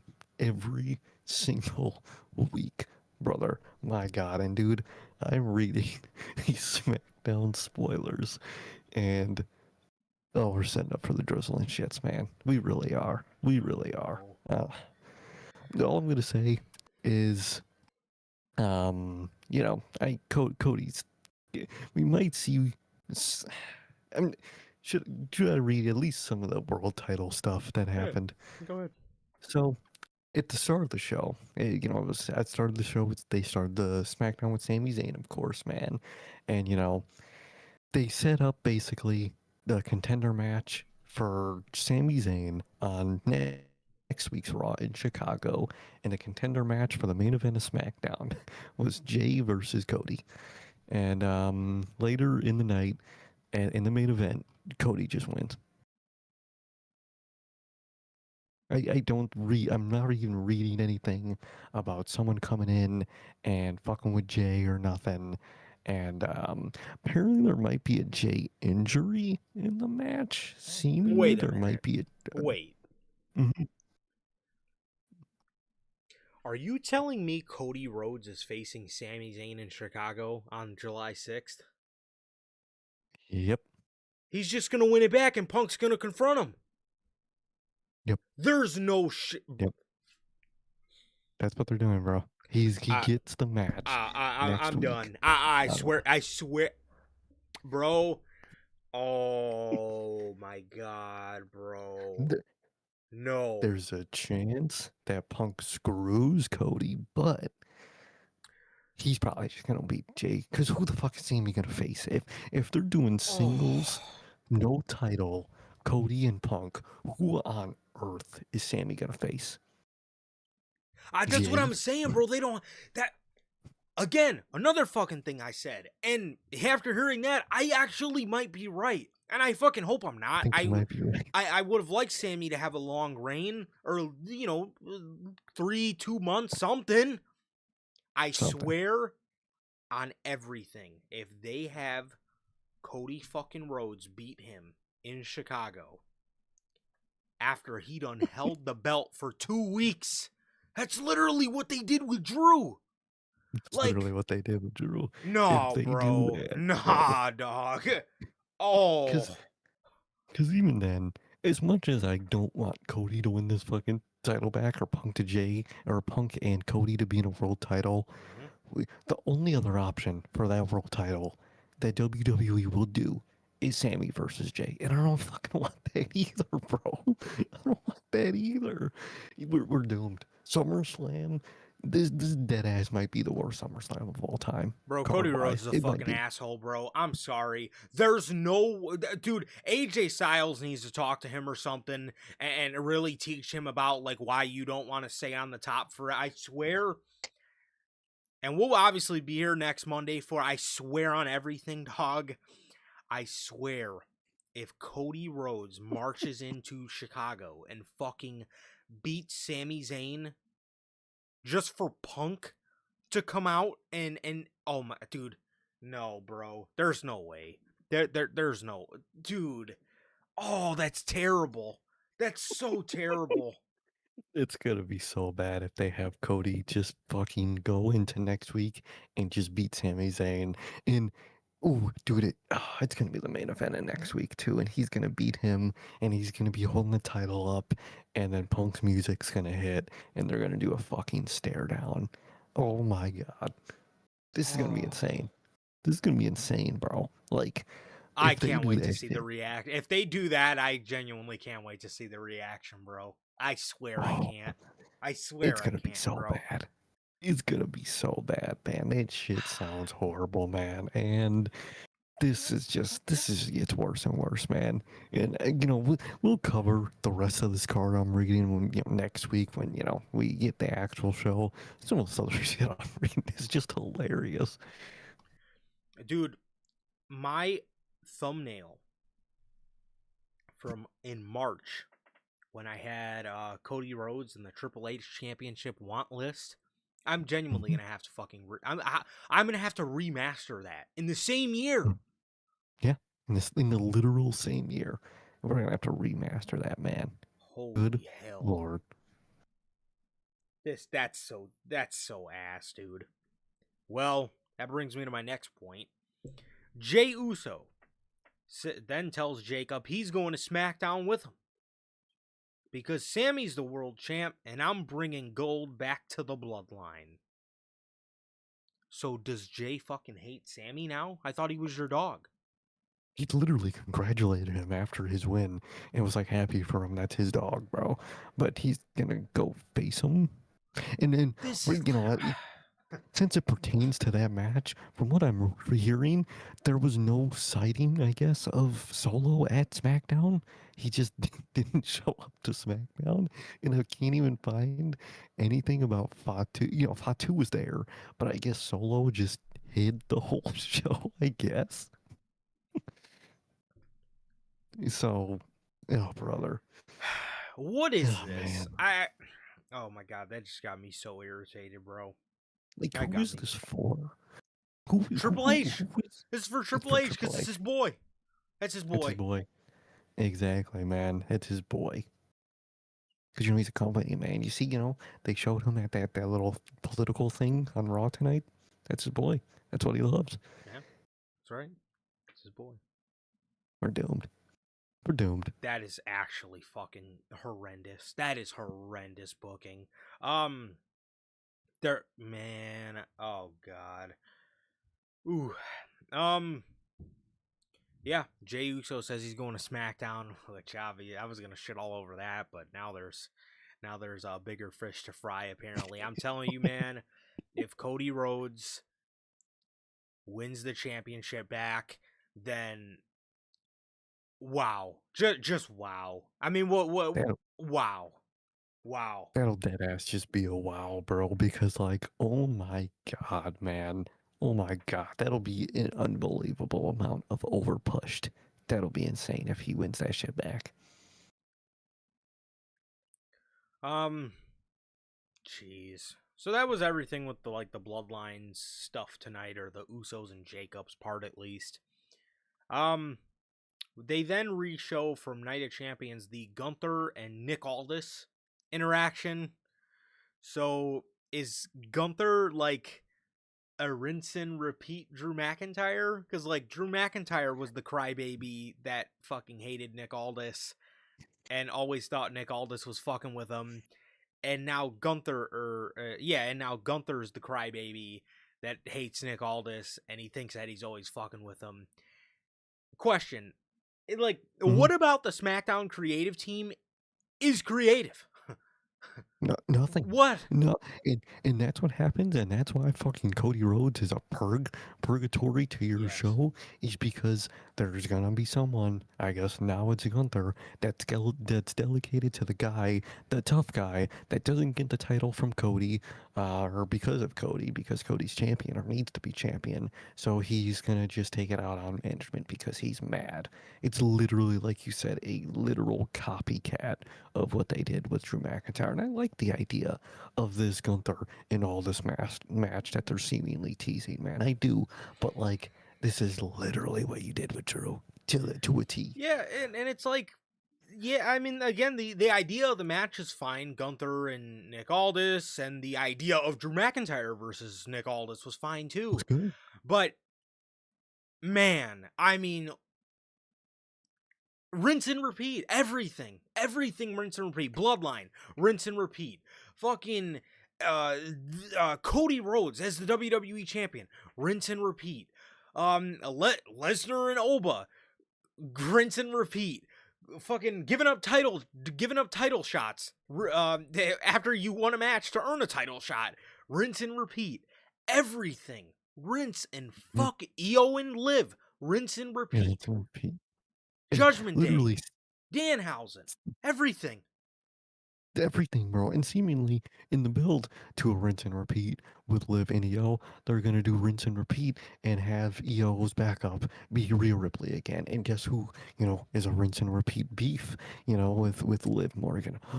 Rhea Ripley. Oh, no way, man. My Holy lord. shit.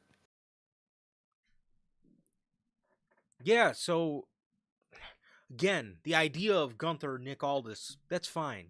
That's all cool. But bro, Rinse and repeat. you gotta put Gunther through this. You gotta literally give this dude the Drew McIntyre storylines of just being a crybaby. Like, dude, we've seen this in the same year. Insane And this year, is bro. and also, speaking of the same year, this is the same year they fired Road Dogg because he was the supposed problem. Are you reusing a script? So he was the problem. But you're still reusing scripts from when he was there, apparently. Yep. Literally, bro. That ass, bro. Cancel SmackDown. If Cody Rhodes is on a show, cancel it because he completely kills any show.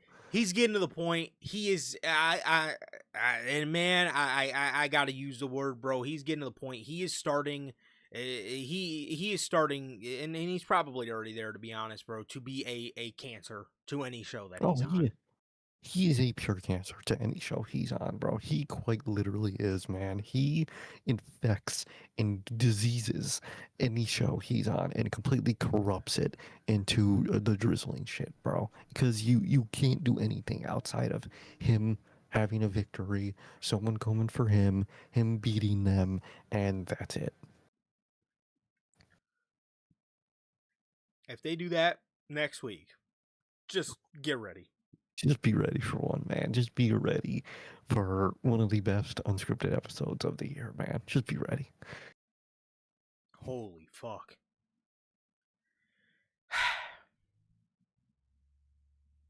Lyra. Well, jeez. Something good. Yeah, this was Holy nice. shit. Lyra was very upset. She's very upset. She didn't even put any makeup on, man. She had her hair all in front of her face, no makeup, sitting there all, evil looking. Hmm. She says that she had to halt her success to bring Bailey to the top with her. She says, I was trying to take her to the top with me because everybody knows I can do it on my own. I was the inaugural Women's Intercontinental Champion. She says last week she closed the gap between her and Bailey, and it felt so good. I thought this was really good. I thought it was short and sweet. I thought it was to the point. Again, it wasn't anything that fucking pissed me off, which a lot of this show pissed me The off. whole show did. But Besides this. man, yeah, I thought this was really good. I thought this was really good. I like kind of the delusion to her character of, just again feeling like Bailey was like holding her down and whatnot. So I think it's a good start to her heel turn, and I'm interested to see where it goes. And again, shout out to Lyra for giving me something that didn't piss me off on the show. Genuinely shout out to Lyra for being the only purely good thing on this episode of Raw, man. She did great. I like the attitude. I'm very intrigued at the mindset of her heel character, man. And they're setting up the Bailey match, and I think this might be the final Bailey match in WWE, at least for a while, man. Do you see what Mercedes posted? Uh-oh. Nope. Mercedes quite literally, bro, posted a custom graphic of a Mercedes versus Bailey Wrestle Dream graphic on her Instagram story. Yeah, I think she might be gone. Hold the phone. I think it was Instagram. I'm assuming it was Instagram, but she deadass posted a custom Wrestle Dream match graphic of Mercedes versus Bailey. So this might be the end to Bailey, and we might get, and she might be leaving this company, man. Which I don't blame her. I really don't, man. And genuinely, this seems like a great way to say goodbye, at least for now, man. I really like what her and Lyra did. I love their chemistry. I really like this character change for Lyra, and I'm very interested to see more of it in the coming weeks. Me too. And holy moly, she put. Oh my god. That is dead Wrestle ass just an Dream AEW. Mercedes versus Bailey versus Davina Rose. Nice. Fucking nice. That is hilarious. Killed me. If they're gonna be the only ones to value her, apparently Triple H doesn't. So go. Yeah, please go for your own sake, for the love of God. Speaking of another thing I liked, man, Chad Gable. He's in the back doing some workouts, and Maxine Dupree walks past him, and she tells him she meant everything she said last week, but she's sorry for how she handled it. Gable then told her, you don't have to apologize for anything. He says, you actually don't even have to forgive me. He says, if you do, then that's on you. But that has to come on your time. But try not to focus on anything except for your match. This is really well, in terms of the progression for Chad Gable. He's obviously, still just trying to be a good dude. He's trying to be a good dude, and he's trying to, again, just kind of give them space and let them, kind of handle it how they want to handle it. Forgive him on their own time. It makes sense for the character, and yeah, I liked it in terms of his progression. 100%. Very good character progression. I saw like the first week he came back, that episode of Raw that said he apologized in 1 week, more than 1 week than Roman Reigns did in the last 2 years. Which, Wow, it's very true, man. that's It's very very true. true. But love the little interaction here. And Maxine, you really don't have to worry because, if Chad Gable never feels sorry, Triple H booking will make him sorry for what he's going to probably do at SummerSlam, which is probably going to be meaningless, if we're being honest here. Probably, probably. I don't. At least the way they're booking him, I'm not seeing him creeping up on that IC title. So. Probably not. Probably not. We then get Raquel versus Maxine for the Intercontinental title #1 contender match. There's obviously pretty one-sided. Raquel beats her, and then there was a little bit more from Maxine in the night, but there was some Raquel stuff before that, so we'll just go in chronological order here. We then get Danhausen. Going back to this fuck, we get Danhausen walking into his lab, and it's destroyed. Liv Morgan then tells him, "You stole money from us, and you cursed me, and I lost Queen of the Ring. You need to make it right." Afterwards, we get Chad Gable versus JD McDonough. Danhausen is distracting Dom, and Dom is wearing the gift that was given to Danhausen from the New York Knicks. And it was a jersey that you could literally buy on Fanatics, bro. You bought that on Fanatics, Dude, brother. Nobody printed that for you. it was dead ass a jersey from Fanatics. Oh no, exactly. It was dead ass the most like WWE made custom thing. That they just had Danhausen name on the back. It looked stupid, and Chad Gable's entire match on Raw was basically just fucking Judgment Day and Danhausen drama. Yeah, Wonderful. and Dom, why are you wearing that, bro? Out of all the Knicks jerseys to wear, like what the fuck is that drip? You're walking around with a Dan trouser jersey? Come on, Like, bro, bro. what? Come on, man. What's going on, bro? So he distracts Dom. Gable wins the match off of, I believe it was an ankle lock, and he does get out of the ring holding his hamstring. I don't know if he was just like trying to sell the match. I fucking certainly hope nothing is wrong with his hamstring, but he was kind of clutching his hamstring. He did kind of look like it was bothering him a little bit. I just hope it was just some selling from the match, because if Gable's out, then if Gable's out and we get Cody Rhodes as the WWE champion next Monday again, I'm going in early retirement, bro. I am. I just have to at this I, point. I, I I really wouldn't blame you, and I might have to join you at that point, man. But either way, I really hope they do something of anything at SummerSlam for Chad Gable, man. And just Judgment Day and Danhausen antics are just a whole part of the show, man. You gotta just, I hate it, dude. I hate all this shit. Atrocious, fucking atrocious.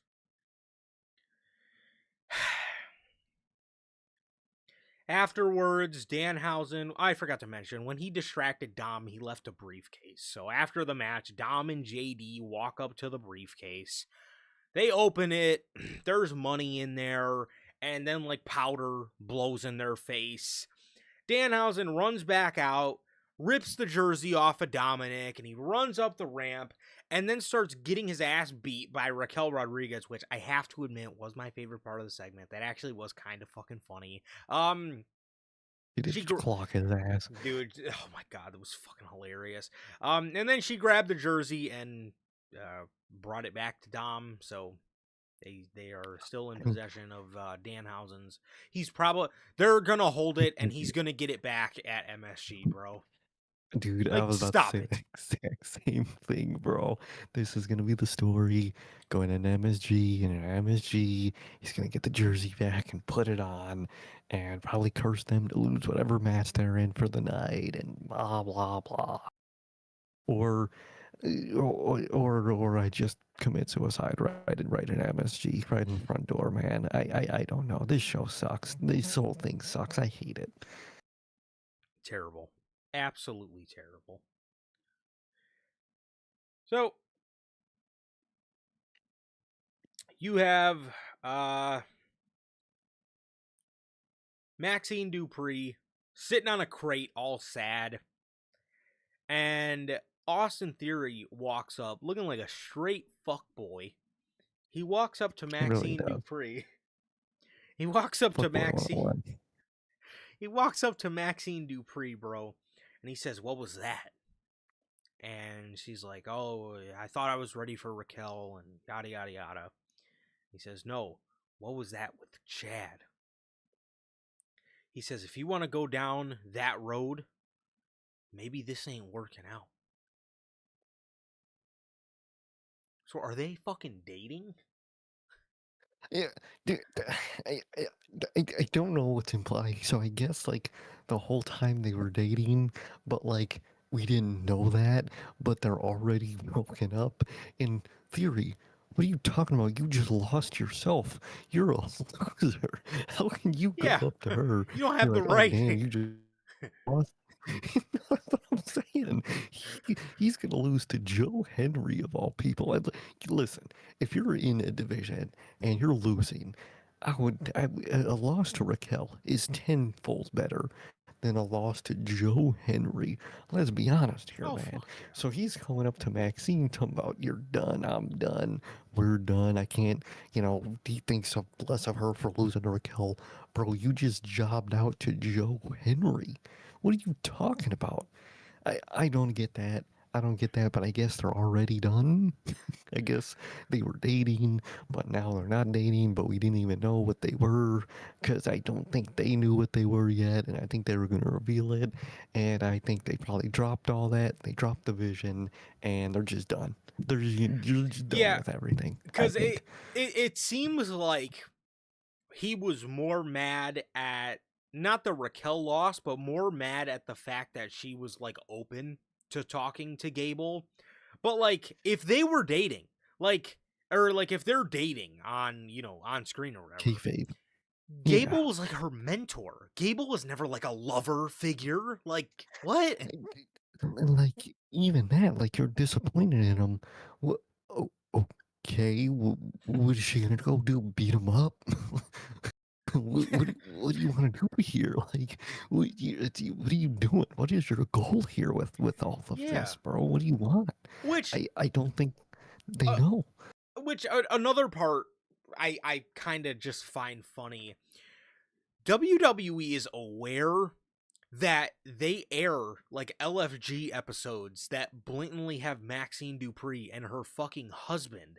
As a matter of fact, when Maxine Dupree won the IC title, they showed photos on Raw of Maxine's wedding. Like, Yep. so is she just a thought? Like, what the fuck is this? Like, what is this? Like, why is she with all? They, Why are you trying? What is this fuck boy talking about? This ain't working out. We know she's married. What? like, what is the point to any like? At least for Dom, they never bring up his real life marriage because they know it would sound stupid when they Yes. do the live stuff. So they just completely never bring it up. But they, like you said, they brought up her relationship before, and so. What are you doing, bro? Like, what is the point of this? And yes, Jeff, that is quite literally how kids break up at recess, bro. And you know what? That just makes all the sense in the world for Austin Theory, man. He is quite literally just a little kid.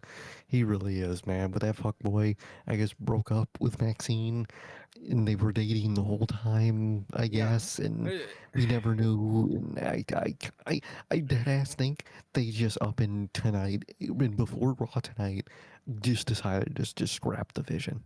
Which is just all I can right. see it. Now you do that. Now you do that. You couldn't do that shit a fucking year ago, Yeah, but I could now see it. you do it. Which I think they did. the craziest like part is like, yeah, like Austin Theory and Maxine was like a mention, but it wasn't like prominent enough on the show to the point where you had to like do this little breakup segment here. I think you could have easily gotten away if you did want to drop it with kind of just having Austin Theory get slimed out and then just kind of not like mentioning it again. Because again, it just like Yeah, all this doesn't solve anything. This just like brings this just begs more questions like, wait, so were they dating? Like what was the story here? But like now that's the part that we're never gonna get followed up on, and that's the question you made for all of us, you know? yeah. They fucking like teased the spinoff, and then kind of teased the spinoff, but just up and had a fucking point in the movie that just turned down, that just fucking told you that the spinoff wasn't happening. So now you're just thinking the whole time, well, what was the spinoff then? If it's done, I Yeah. I don't know. I don't know why they went the route they would, and seemingly from Heyman dumping him and him dumping Maxine, it seems like the vision is done. Obviously we didn't see Braun. A good thing, from that loss. It's best to not see him. Early in the night, Austin Theory mentioned he's going to be there with him for his title rematch next week. And I don't even. Two things are going to happen: either before the match he gets slimed out, or they lose the match and he gets slimed out, or he loses the match because he got slimed out. No matter what, Hmm. I think he is getting slimed out next week by Braun Breaker, and Yeah. possibly even Bronson Reed. You never even know. Yeah. I think so. I think so. And this leads us to the final segment on the show. Roman Reigns comes out there for a promo, and before anything goes down whatsoever, he is interrupted by Seth Rollins. I knew we were in for one because the first words out of Rollins' mouth, Oh, "Hello, my brother." I was I like, was "Oh," done instantly. I said, "Oh, brother." "Oh, brother" is Same. right. I was like, oh, like I was like, okay, they fucking had a fucking 7 minute aura off because this fucking company, and when like you said, bro, when his first words were "Hello, my brother," I was done. I was like, all right, I'm done. I'm not into this. I'm sorry. Oh man. See, well, let's talk And about what was said first. I was gonna say, Yeah, and go ahead. it does get better with the promo, and we'll get into the detail as we go through the promo. So he says, "Hello, my brother. 14 years we've been tied together." He says, "You're in possession of my title and it's time to collect." Roman says, "You must be confused."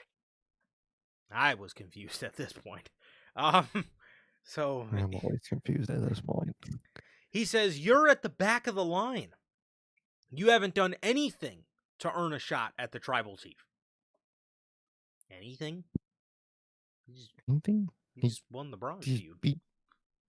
He just won a whole feud, ending off with a win in a steel cage match, and not to be. And you know what? I'm not even a Seth guy, but at the end of the day, he didn't lose the title. Technically, he had to relinquish it. So, yeah, he's kind of at the first in line. Honestly, he is. But all right,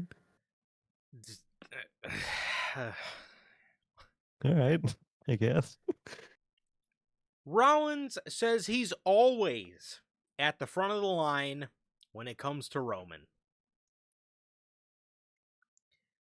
He says he owns Roman Reigns. He says he pinned him at WrestleMania 41. He sacrificed himself to end Roman's title reign at WrestleMania 40. He says during Roman's 4-year title reign, Roman defeated everyone except for him. He says even if you want to go back further, the heist of the century, my cash in, ruined and stole your WrestleMania main event. And ever since I put the Shield chair in your back, Wow. Wow. I didn't think they were going to go there. Dude, I would have never thought they would have mentioned the Shield, Yeah, man. I never. would have never thought. Never in a million years. I didn't think they would go there. I know I it's a didn't. touchy subject. Very touchy. He says, ever since I put a chair in your back and ended the Shield. Can you put one in my head? He says he's actually here to give Roman something. Mm. He says, if I could say one thing about you, Roman, you are that great. You've won every title. You have a WrestleMania main event record that will never be broken.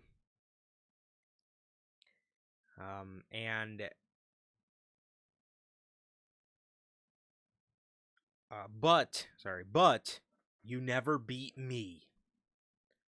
And I'm here to give you that opportunity. He says, this is Roman's last chance to close the wound. He says, when it comes to our careers, one thing is the truth, and that is we're closer to the end than we are to the beginning. He says, this could be our last chance. He says, if Roman accepts, if Roman declines, he will never be able to escape the ghost of Seth Rollins. Roman says it's been a while since Seth said anything truthful. He says, you're right, I have never beat you, and I'm going to do it at SummerSlam. I accept, brother. Brother lore. It was just those two in the Shield, if you didn't know that. Yeah, Seth looking at him, he's like, it exactly. was just me and you that started all this, man. Just me and you. Just them two. Just them two. The stuff, again, obviously there's the Shield cringiness in it. Obviously this stuff is all true. So I can't even say it's bad material. It's material we've heard over and over. Look, I'll say this. Do I care to see this match? No. I'm just glad it didn't end up going to WrestleMania for a title, for the world title. I think that's the positive I can take out of it. The only problem is, if Oba is still the WrestleMania plan, remember, Oba as the WrestleMania plan is a gamble. Oba is only the WrestleMania plan if The Rock doesn't show up. So if The Rock shows up, then Oba just got fucked. Pretty much. Because Rollins stole the SummerSlam match, which if Rock does show up, the SummerSlam match should absolutely be Oba Femi's. And 100%. if not, then and if not, then if The Rock doesn't show, then I guess it pays off, and I guess they did the lesser intriguing match at the lesser show, I guess, and they saved the Oba match till WrestleMania or whatever. But even if they do that, is Oba Femi gonna hold the King of the Ring crown all the fucking way until WrestleMania? Which wouldn't make any sense because you have like 2 qualifying matches for the WrestleMania. You have Royal Rumble and you have Elimination Chamber. Now, they obviously could work around that. You can do a chamber for a title. You could switch it up, do like a US title or an IC title chamber. I think that would be nice. I'm honestly tired of the 2 number 1 contender chambers and the 2 Royal Rumble winners. Like I miss chambers that are for titles. I like when they do title chambers, but if The Rock doesn't choose to show up for Mania next year, which I honestly think is a slim chance that he isn't there, I think Saudi's going to throw a bag at him and he's going to be there. Then if The Rock isn't there, then I don't mind them doing the Rollins match now. I don't. But again, I expect The Rock to be there, which means Seth Rollins is more than likely going to just swoop in and take the SummerSlam match that should have been Oba Femi's. Again, if WWE wanted this match so bad, I don't understand why this couldn't wait until like Mania if The Rock doesn't show for no title. Either that Yeah. or SummerSlam next year. Singles, no title. I'm in the same boat as you, man. I don't even hate what they did here tonight. Obviously, the Shield stuff is just it's a joke for me at this point. It really is. I couldn't care less about their history of the Shield at this point. I really couldn't. And I just laugh every time they fucking bring up the Shield chair and whatnot. Oh, the And Shield chair there's gonna work. be more of it. I know there's gonna be parts of them getting, neck and neck to each other in their fucking build to this match, and Seth is gonna be holding a chair, and they're like, "Oh my god, like the Shield," and I already Chills. know it, but I'm in the same boat as you. To me, my dislike for the match will really only come into play over time and probably around WrestleMania to see how that builds because you know we might get Oba versus Roman at WrestleMania, and if we do, then all right, I'm cool with what we're getting here and I'm cool with these events taking place. But if we don't, I'm really not going to like this, man, in retrospect. And, they're fine. What they did here was fine. I like that they, tried to bring up something a little different with, you never beat me thing.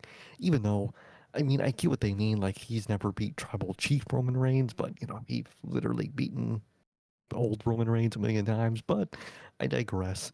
I digress, man. But I didn't dislike what they did here. I just don't like its placement and its spot um, on a SummerSlam show. For me, this is the epitome of a Royal Rumble Survivor Series undercard championship match. If this was Survivor Series, if this was Royal Rumble on those undercards for Roman Reigns, I wouldn't bat an eye at this match. I really would. I would laugh at my Shield jokes, but I wouldn't be like disliking of really this match's placement. But to me, this match just steals from the younger people, and the part of the promo where Seth's talking about, this could be the last dance we have, because the younger generation is coming in.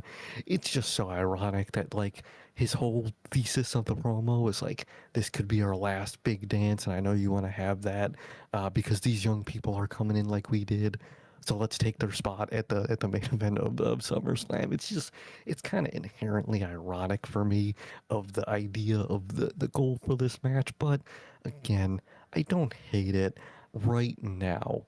When WrestleMania shapes up and if Brock does show up, gets the bag, and faces Roman for that title, then I'll be pissed that Oba got fucked over. Because I'm still mad that Oba got fucked over. Because creatively, they did fuck him over for the time being. And what I think is going to happen with Oba, I think he is going to use his title shot sometime after SummerSlam. I think for something, whatever they're booking at the time, he's going to lose it, and I do think he is going to use one of those, like the Chamber or the Rumble to secure his Mania shot, which is just, for me, it's eye roller. I'm in the same boat as you. At this point, just make Chamber for the title, for an IC title, fucking do a tag chamber for a lot. I mean, you don't really have tag teams anymore. You could have done that last year, but you kind of missed out on that opportunity. But I'm just sick of the same old formula. And to me, this match screams same old formula, man. But I don't hate what they're doing. And if I have to deal with a Cody Rhodes and Punk program for Mania for SummerSlam, I would actually much rather watch a Roman and Seth program, which is crazy that that's coming out of my mouth, man. But again, this is just like, this is such a thing for me where I don't like the existence of this match on SummerSlam, but what they're doing isn't bad. I just don't want it at the end of the day, man. But they did have a good little bout here, a good little promo here, and we'll see how it comes with the weeks because I mean, at the end of the day, we said the same thing about Punk and Roman for WrestleMania, and that fucking rotted over time. I hope this doesn't rot the same way that Mania match with Punk and Roman did, and I hope this goes into SummerSlam better than their Mania match went in, man. So it wasn't bad. I just don't like this match's existence for me personally. Yeah, again, it really does take away a lot from what I think people wanted to see. Um, that being Obafemi versus Roman Reigns, a little bit of the younger generation versus the younger generation in Oba versus an established guy like Roman Reigns, and now we're just right back to kind of watching the same kind of shit that we've been watching and hearing about for a very long time. And again, it's not that it's Mhm. bad stuff. There's real history there No. with Roman and Mhm. Rollins, but and it's good history, man. But at the end of the day, this is shit that we've watched for years. This is shit we've watched for years. We've seen, and even when they're not feuding, Rollins always talks about Things up. how he created Roman, and then WrestleMania 40, Rollins was he was like fully fledged in the feud with like Roman and Rock. So, um, again, there's like just been so much. There's been so much of it. Where again, I think is like you can't blame your fan base, because you had Oba win King of the Ring and had this dude out on Monday Night Raw the week prior asking people, "You want me to face Cody? You want me to face Roman?" And the crowd clearly let you know what they wanted to see. And then you turn around and do this, man. I don't know why, if like this, I don't know like why, if this is what you were going to do, you I just don't understand why we didn't go the route of just leaving Oba and Brock at that one match. And if you want to bring Brock back for the Gunther shit, then fine.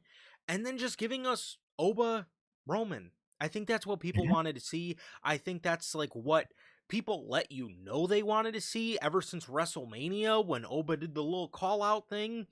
Everybody wanted to see it. And again, like I said, their history's not bad. There's a lot of rich history there, but how many times have each guy alluded to it, hinted at it, or fully fledged just been at each other's throats over the past couple of years? It's like, dude, nobody wants to see this anymore. Like Seth said it himself, there's a younger generation, and this is the shit we fucking want to see. I would rather see Obafemi and Roman Reigns at SummerSlam and Seth Rollins versus Javon Evans, or just, just Yeah. something like that. Something like that, man. Something new, something fresh.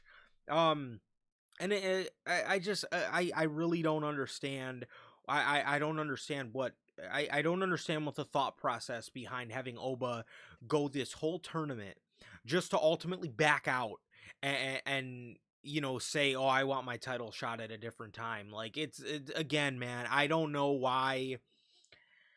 I don't know. I don't know. I truly do not know why you did what you did, and again, why you didn't just leave the Brock stuff at one match, or maybe do two matches and have the second one be Hell in a Cell. I don't Yeah. understand, man. This just completely throws everything out of whack. And again, it just gives me hard Vince vibes, bro. We'll give you guys what you want. Everybody's complaining they want to see Oba win King of the Ring. All right, we'll give Oba King of the Ring, but you know, we're still gonna do the match that we want. Come on, man. Exactly. It's just so frustrating, man. It really is. Yeah, that's right, man. Triple H said, WWE's fun, Just, so this is all fun. You know, yeah, it's just fun, man. It's just fun. So just watch, just be happy, and it's just fun. You know, exactly. you you look too deep into it.